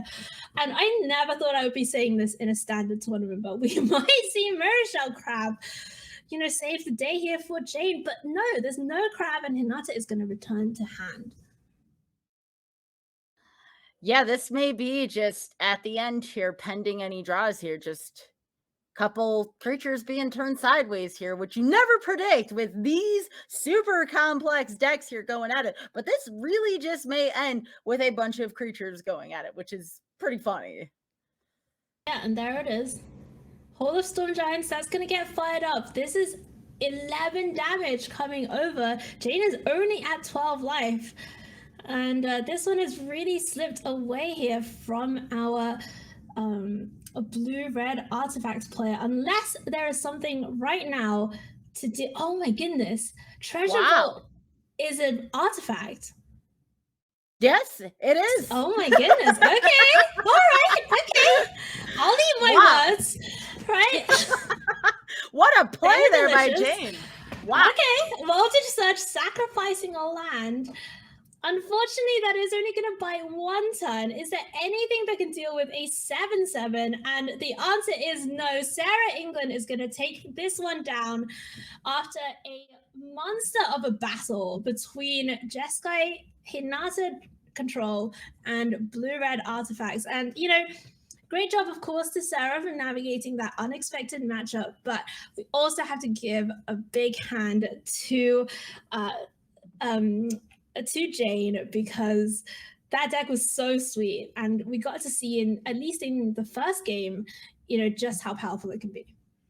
Yeah, I want to thank Jayne for bringing that deck in too. It's just so awesome. And that deck is everything that the VML is about, right? The VML is about spice. If you're looking to see every single meta deck week in and week out, especially with a non-dominating deck in the format right now, that's not what the VML is about. Expect to see some spice every week here.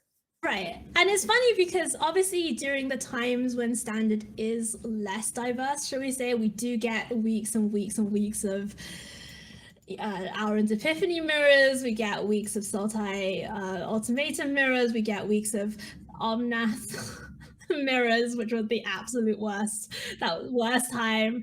Cat Arbor mirrors. But it's in this kind of meta game, it really lets the creativity of our players shine, and I love that. Absolutely. Okay.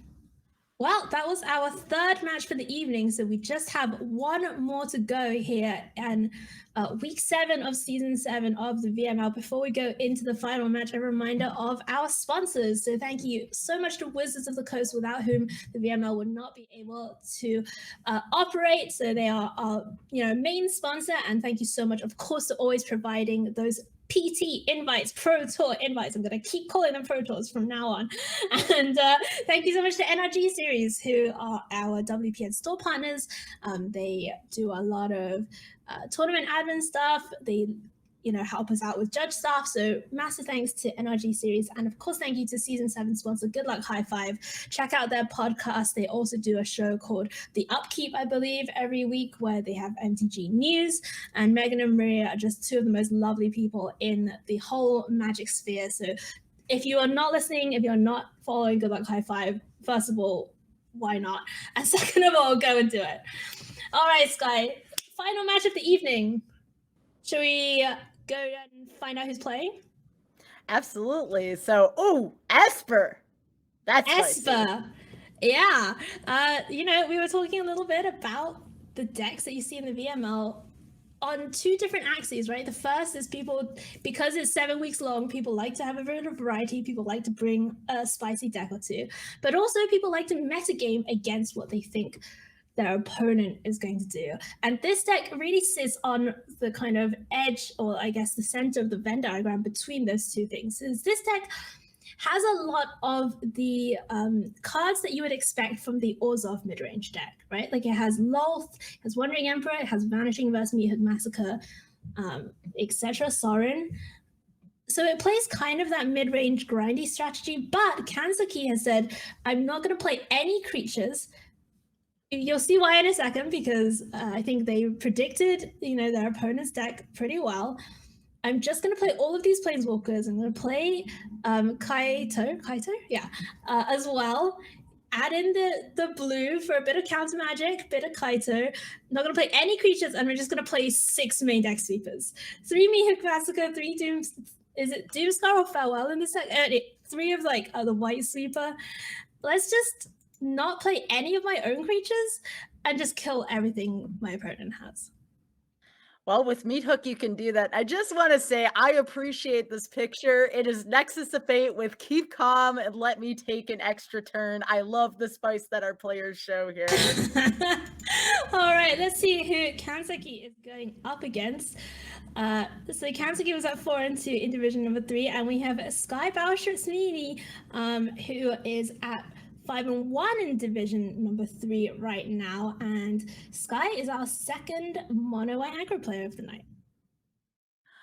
Well, if I said anything other than I love this deck, I'd be lying. I love this deck. One of the things, though, that we get a chance to see here that we haven't seen in a while is Maul of the Skyclave. I love this choice by them, because Maul of the Skyclave is not only good against control matchups, because I can deliver that final damage quickly and make everything literally a threat. It's also a terrific mirror breaker, so that makes me think that maybe Sky thought there was some kind of chance that they would run into mono white aggro as well. And you can tell this by the sideboard as well, with the Cathars and the apparitions in the sideboard. But they also thought, okay, well, I'm going to main for control and side for aggro, which is an excellent strategy here, as if you do prepare for control first, you can always side into those aggros, whereas if you prepare for aggro first, you have a little bit of an uphill climb against control. So interesting choice here. Of course, my girl Thalia as a 4-of here in the main board here for mono white aggro. If you couldn't tell, I absolutely love Thalia. I have very strong feelings of Thalia as a 4-of. I cannot get behind playing 4 copies of a legendary 2-drop. I'm really on the 3 Thalia train. And I played a lot of mono white last season. Back when Faceless Haven and stuff was still legal. So obviously the deck is very different now. It plays Wandering Emperor and stuff, but you're playing 4 copies of Wandering Emperor. You do not want to tax your own Wandering Emperor. So I think 4 is a lot for Thalia, but as you say, great card against control. Well, will be great against all of the Planeswalkers on the other side of the battlefield as well. So let's go down to the action. Let's find out whether Kansaki's metagame call is going to pay off against Sky or not. Let's go and see. Oh, so Kansaki, we have on the lower half of our screen 2 copies of Reckoner Bankbuster, which I'm really glad to see this card getting the nod in multiple decks. 1 Vanishing Verse, which of course, fantastic removal against the mono white deck, and some lands. Yeah, both opening hands here looking pretty strong for both players here. We have that turn 2 aspirant, which Haiyue and I were talking about earlier. Can't go wrong with a turn 2 aspirant.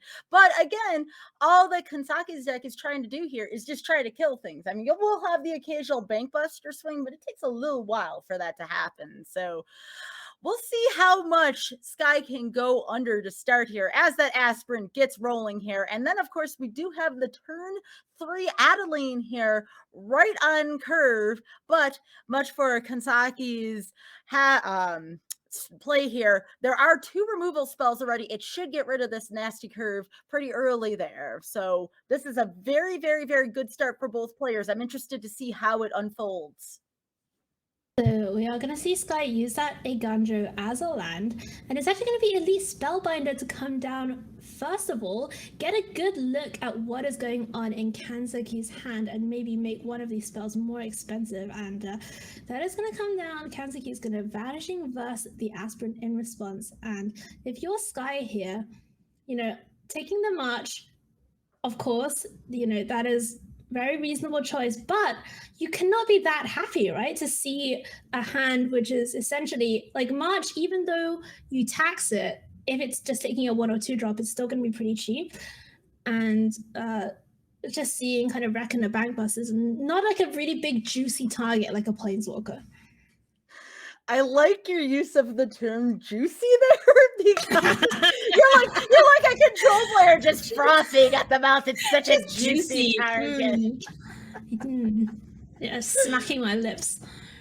So Infernal Grasp is going to take out Elite Spellbinder, and oh my goodness, the kits keep flowing. Another Vanishing Verse, kill the Adeline, and I suppose, you know, one good thing that Sky's got going for them is that at least there's a lot of cards in hand.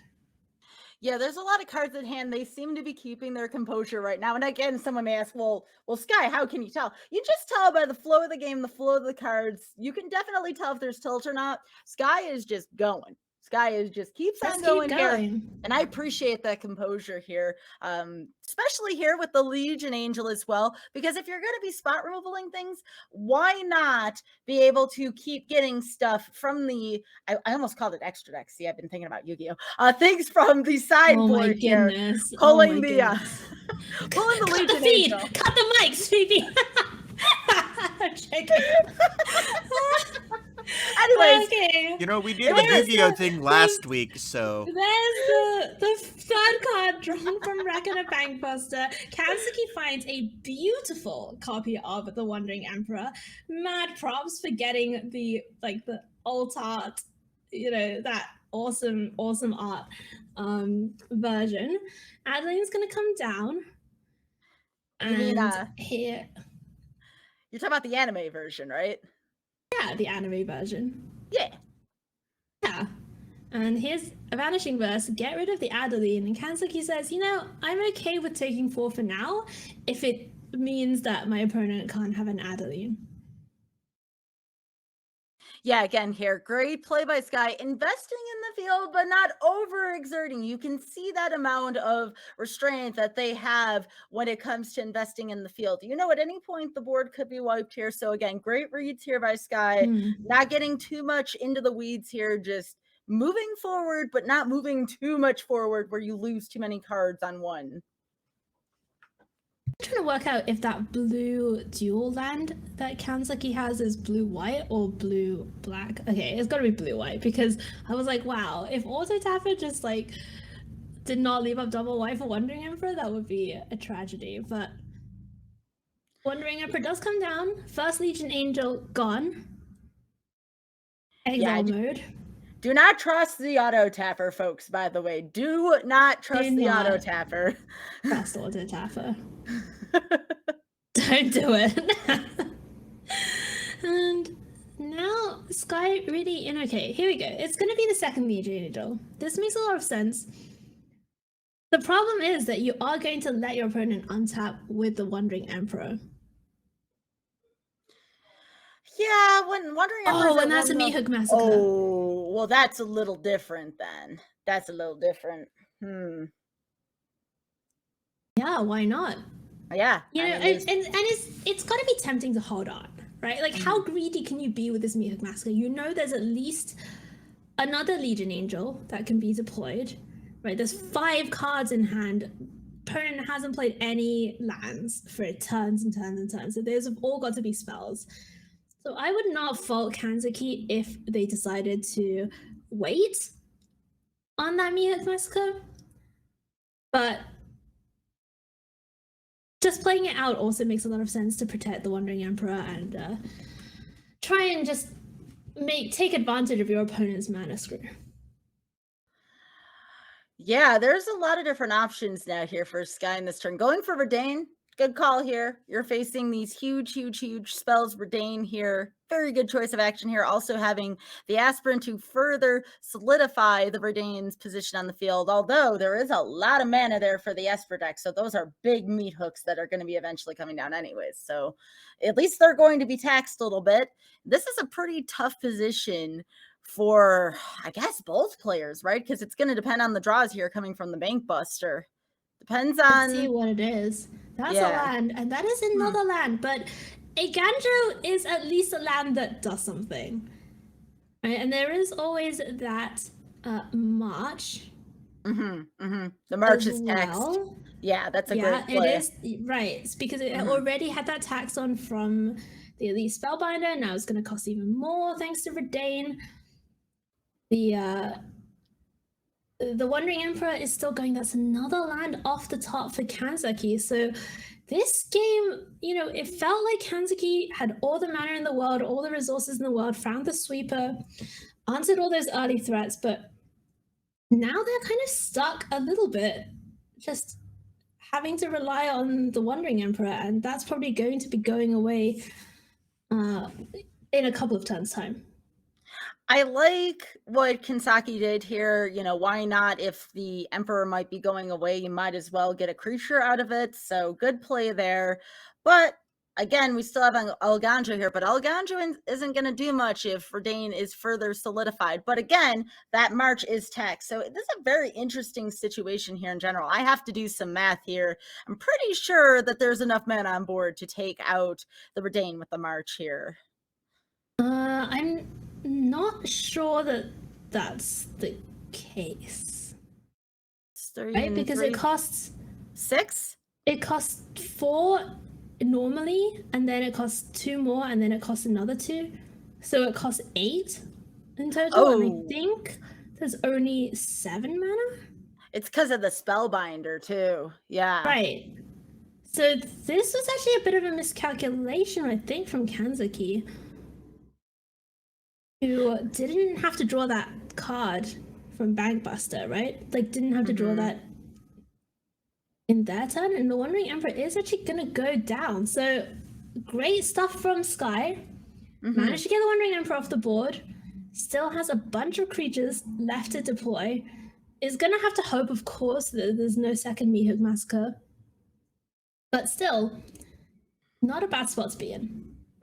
Yeah, again, notice now Sky is not going to be over investing in the field again here. Again, there's a certain amount of restraint here. Also using the Hopeful Initiate here. Wow. Okay, wow. All right. Using the Hopeful Initiate's disenchant ability, getting rid of the Bank Buster that still had a card left in it to be drawn. And March is actually going to be just used on the Aspirant now. So Aspirant is gone. Disdainful Stroke is weirdly applicable. Usually not that applicable. Currently weirdly applicable. Because you know, Kansaki knows about the Legion Angel. You gotta love. Just say Okay.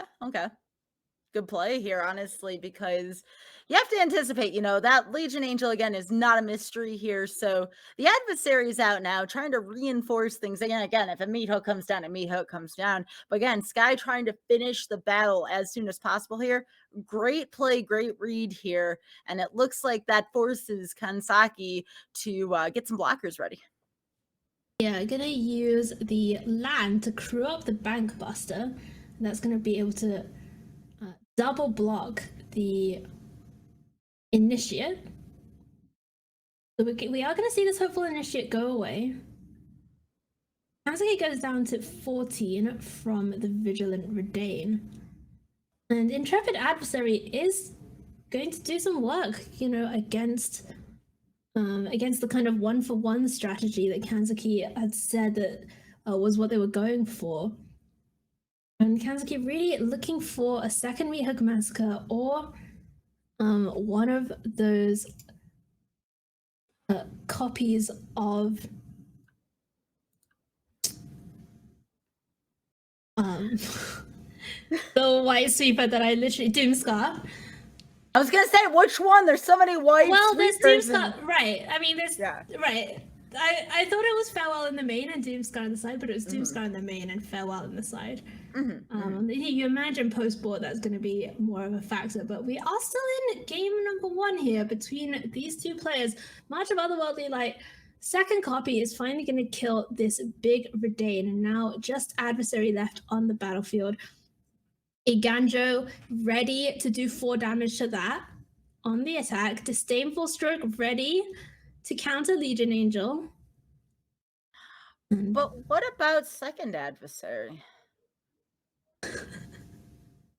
This is the thing. If you're Sky, how do you navigate this? You of course don't know what's your opponent's hand. If Sky knew it was these two cards, clearly, right? You would just adversary would be the slam dunk.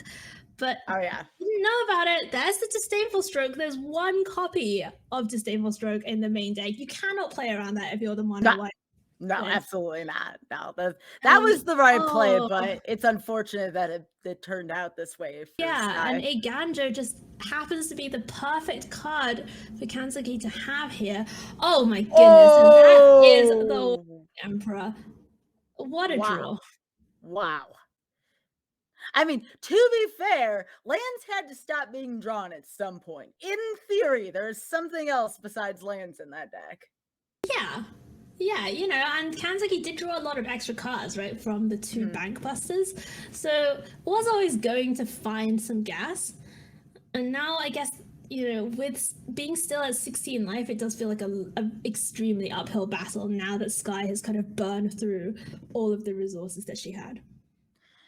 Now, the question is, if you're Kansaki, what do you do here? Do you take the 4 here and get rid of the adversary? No, you just get rid of that adversary. Get rid of the aspirin. Your hive of the Eye Tyrant can trade with the adversary. Oh my goodness, there's a lot, and that is an insane find. Back-to-back Planeswalkers for our Esper player. Make those spiders, put a counter on one of them that can now crew the vehicle. Iganjo, little, not really going to be that helpful here. Not going to get this damage through. There's a Cave of the Frost Dragon on the battlefield, but those spiders have reached Skybilz. Are we back in War of the Spark, by the way? Because that's more than 1 Planeswalker on the field. Just waiting for someone to play the 5-mana Nickel bonus and then Elder Spell and No, that's fine. I thought you were gonna say Teferi 3 and I was gonna not be a happy person. I mean, I'm down for some Teferi 3 if you are. No! Never! No! Wizards was down for it right up until 2 weeks before rotation. The feels, okay? All right, and here is the spiders doing their job, doing the chump blocking, getting in front of these big flying threats. And now, once Kansaki can tap Soul Shatter, another incredible draw. Yeah, that is going to be more counters put on these creatures. Soul Shatter is going to be able to deal with the adversary. And things are looking good now for Kansaki in game number 1. What does adversary do here? Adversary will make the other one beefy. You could leave up enough mana here for Alganjo. There's a couple of different possibilities here. That Lolth has to go. No ifs, ands, or buts. That draws cards. It creates creatures. Lolth is such a deadly planeswalker. Probably the best currently, besides maybe the Wandering Emperor of this cycle. But it is certainly the best 5-drop, if anything. Yeah, I've played this deck against Lolth decks. It is demoralizing. I think is the best word I can use to describe it. Certainly. It's just nonstop. Okay, so it is going to be the attack. The ground creature. The adversary is going to go at Wandering Emperor. We're going to see some blocks here. I love the use here of the Bank Buster off the land. We've seen this play a couple times now, and it's surprised me every single time. It's like, oh, you don't have to give up the land here. You can just give up the Bank Buster. And I'm actually a little... Oh yeah, of course, this will, of course, also kill the land, because once that Anthem effect goes away, that is going to do it, and that is going to do it for the game as well. So after a marathon game 1, Sky, our mono white player, is going to give up, and we are going to go to game 2, and things do not look any better post board for mono white. That is 4 copies of Rare Enfeeblement. Yeah, I mean, this could have just been a heavy meta week. I mean, again, we have the maximum amount of knowledge here in week 7, right? You get to see 6 other submissions for the deck. So with that knowledge, there just could have been that anticipation of aggro of some kind, let it be mono white or mono green.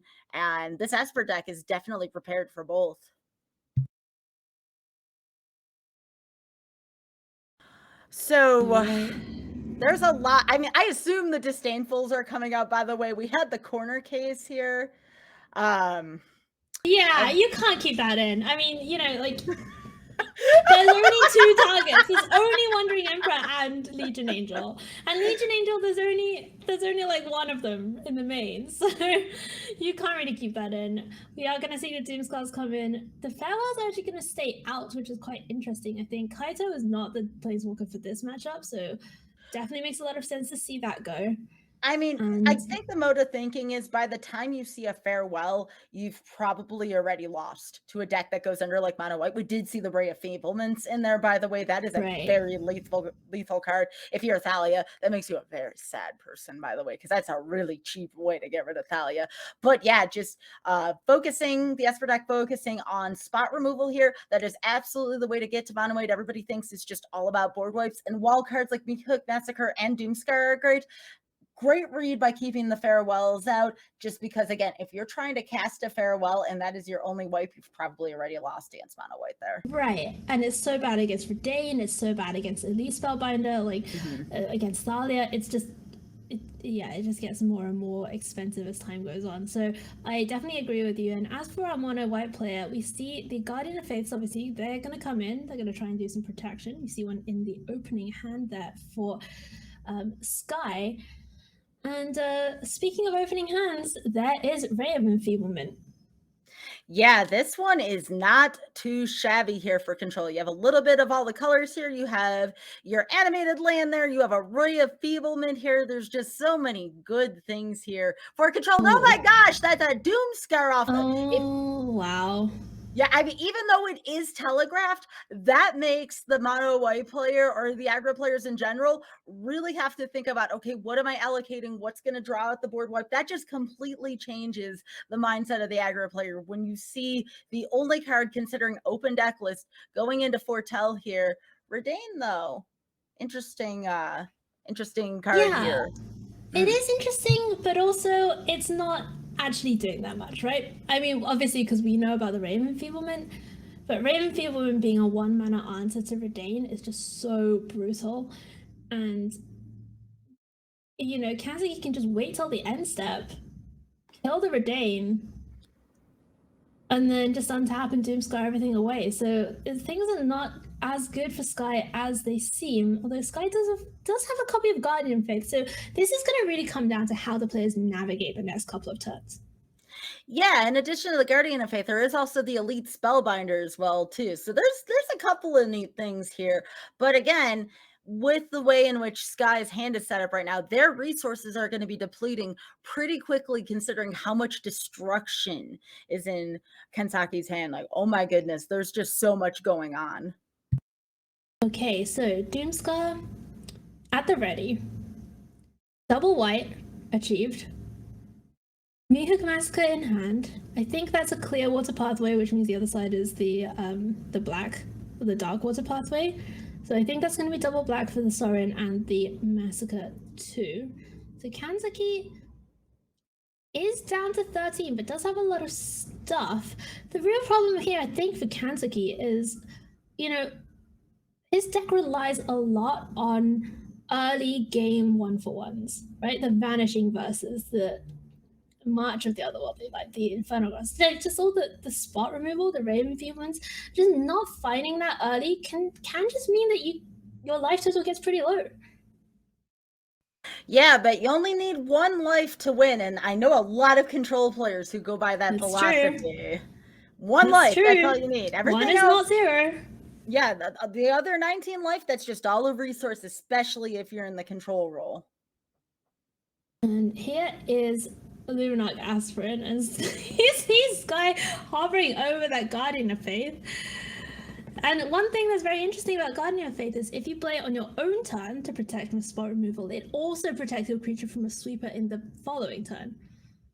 So that's pretty nice stuff here from Sky. That big Aspirin is going to stay phased out, at least for a turn. Vanishing Verse, though, is a great find for Kansaki. Do you hold up the Vanishing Verse here, or are you just going to play slam the Lolth?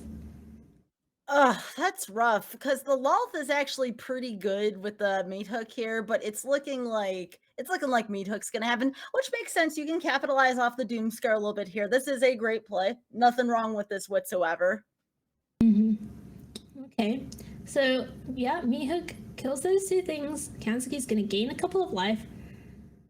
Now we're back to the situation where Sky just has the giant Aspirin. It's gonna get to a 6/6 this turn, potentially. Oh, and here's Crawling Barons as well. Oh, and that can't be versed either.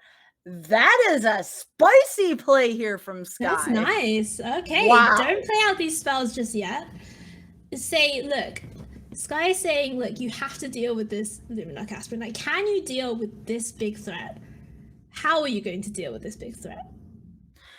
Yeah, I don't think Verse can nab the Barons, right? Because that's technically colorless. Right. Yeah, the Barons doesn't have a color. It's not like the AFR lands, right? Like the Den of the Bugbear style. Like those lands, they become a creature with color. But Crawling Barons, I think it's just colorless. So Vanishing Verse doesn't do anything, and Kansaki's gonna have to play LOL to get these blockers down. Although I think Crawling Barons, remind me if I'm wrong, does have Trample. No. Oh, it doesn't have Trample. No, okay.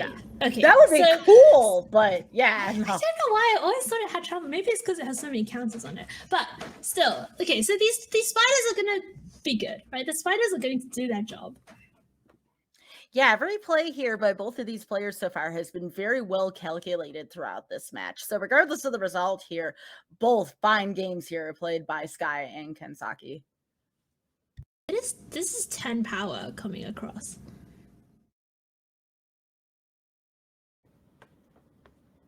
It's a lot.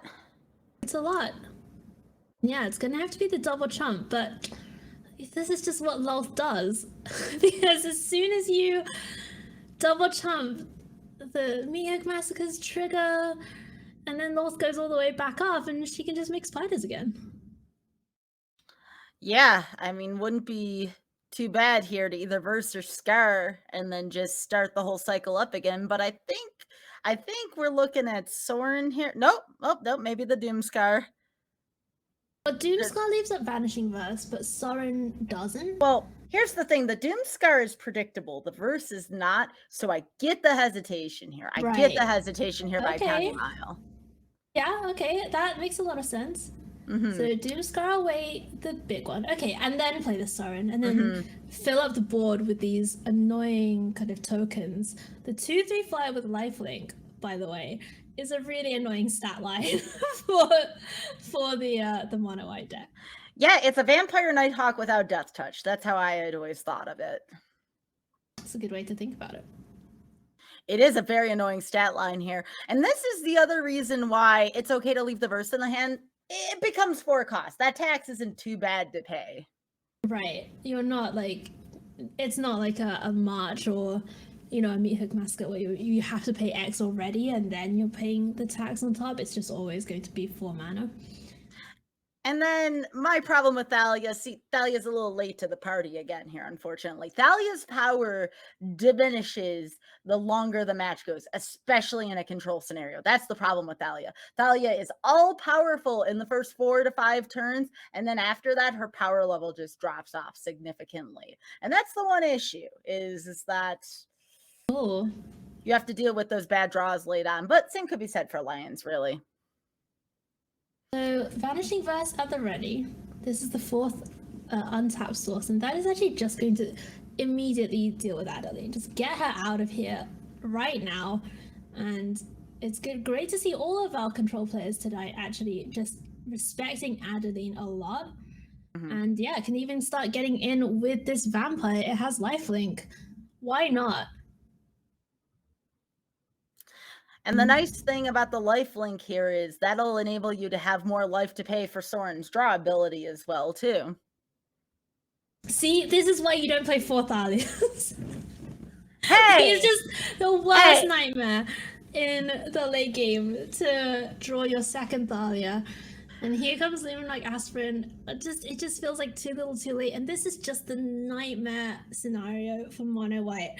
And you know, you can't really blame Sky. Sky did everything right. You know, played that Guardian of Faith beautifully, played with Redain beautifully, you can't fault any of the decisions that Sky made. But this deck is just so brutal to play against when you're in this situation, especially Loth, especially Meat Hook Massacre.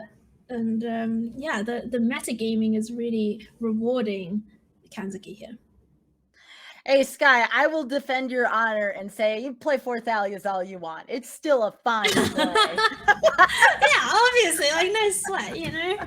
Oh, here's one thing. Ooh, there you go. Does that do anything? Does that even help?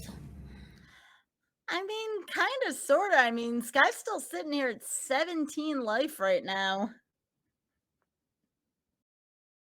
Yeah, all right. I mean, you're right. You know, Sky does have time, but I really think that to get back into this, it's not the matter of one draw, right? Like for Kansaki's deck, we saw it earlier on. Like it's one draw can get you into it. One Loth is a lot, you know, one Meat Hook Massacre. But for Sky, it's about stringing together a series of draws and then deploying them in the most effective way possible. And here is the effective way to deploy Wandering Emperor. Get that down, give first strike during the attack step to the Luminarch Aspirant. So this is going to be 2 eats. But Lol says, sure, whatever. And Meat Hook also says, sure, whatever.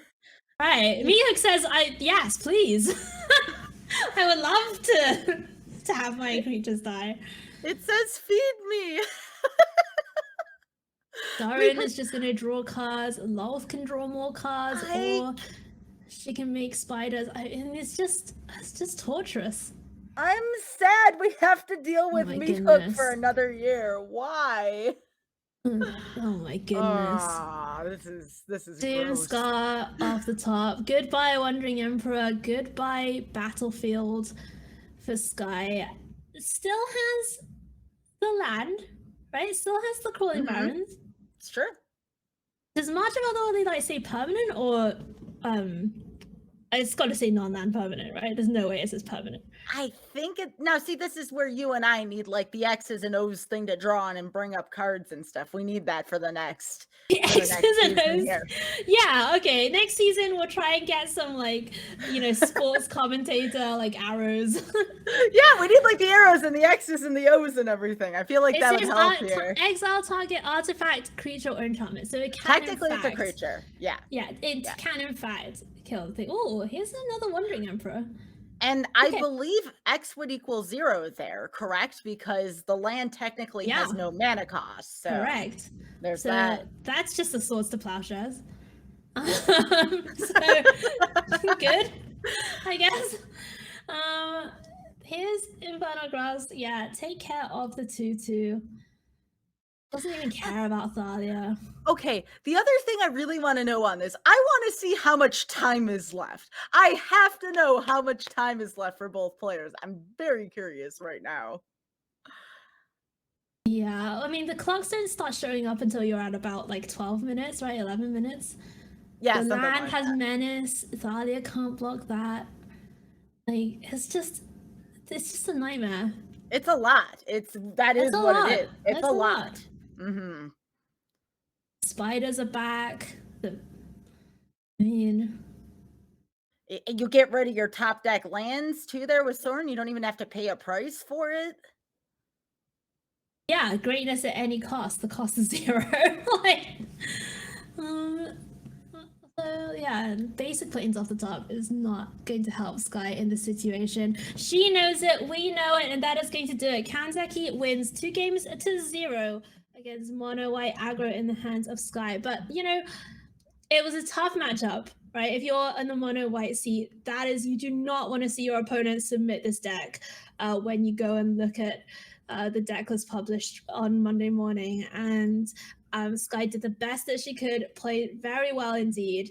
And ultimately, though, the metagame call did work out for Kansaki, and it is going to be Kansaki advancing to 5-2 in the division. But Sky actually was already at 5-1. So Sky also now at 5-2, and it's likely that both of them will make the playoffs somewhere between the second spot and playoff and the wildcard spot, because Kansaki was 3rd, Sky was 2nd in the division, and now because Kansaki's head-to-head is positive against Sky, they're gonna bump Sky down, right? Like the game win percentage doesn't actually matter because of the head-to-head.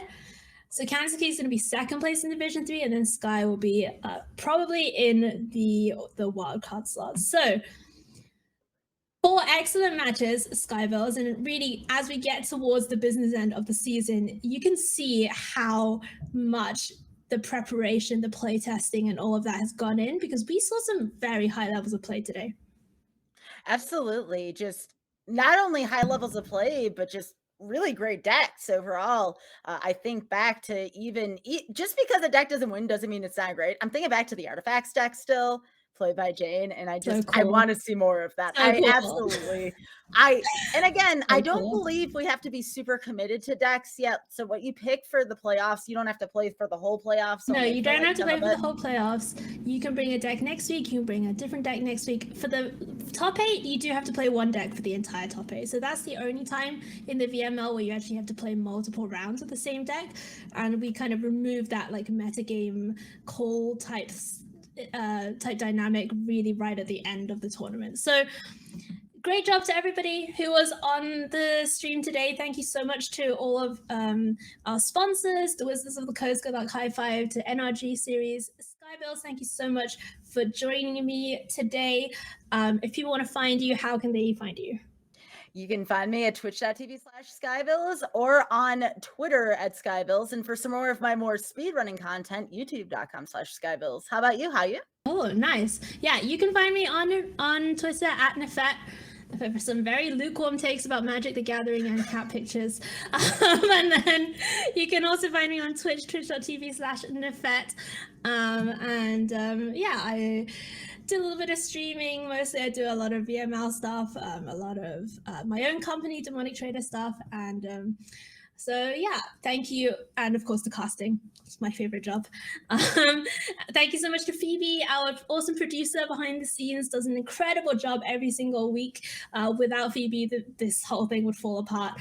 Thank you to the entire team at the VML, to everybody who's playing in this season. It has been a fantastic season. Thank you to all 64 competitors. We will be back next week with all of the playoff action from the first week of playoffs, and it's actually going to be myself and Skybilz back again next week. So the two of us will be seeing you again next Friday, 6 p.m. Pacific, right here, twitch.tv/VMLMTG. Have a great evening, and thank you all for watching.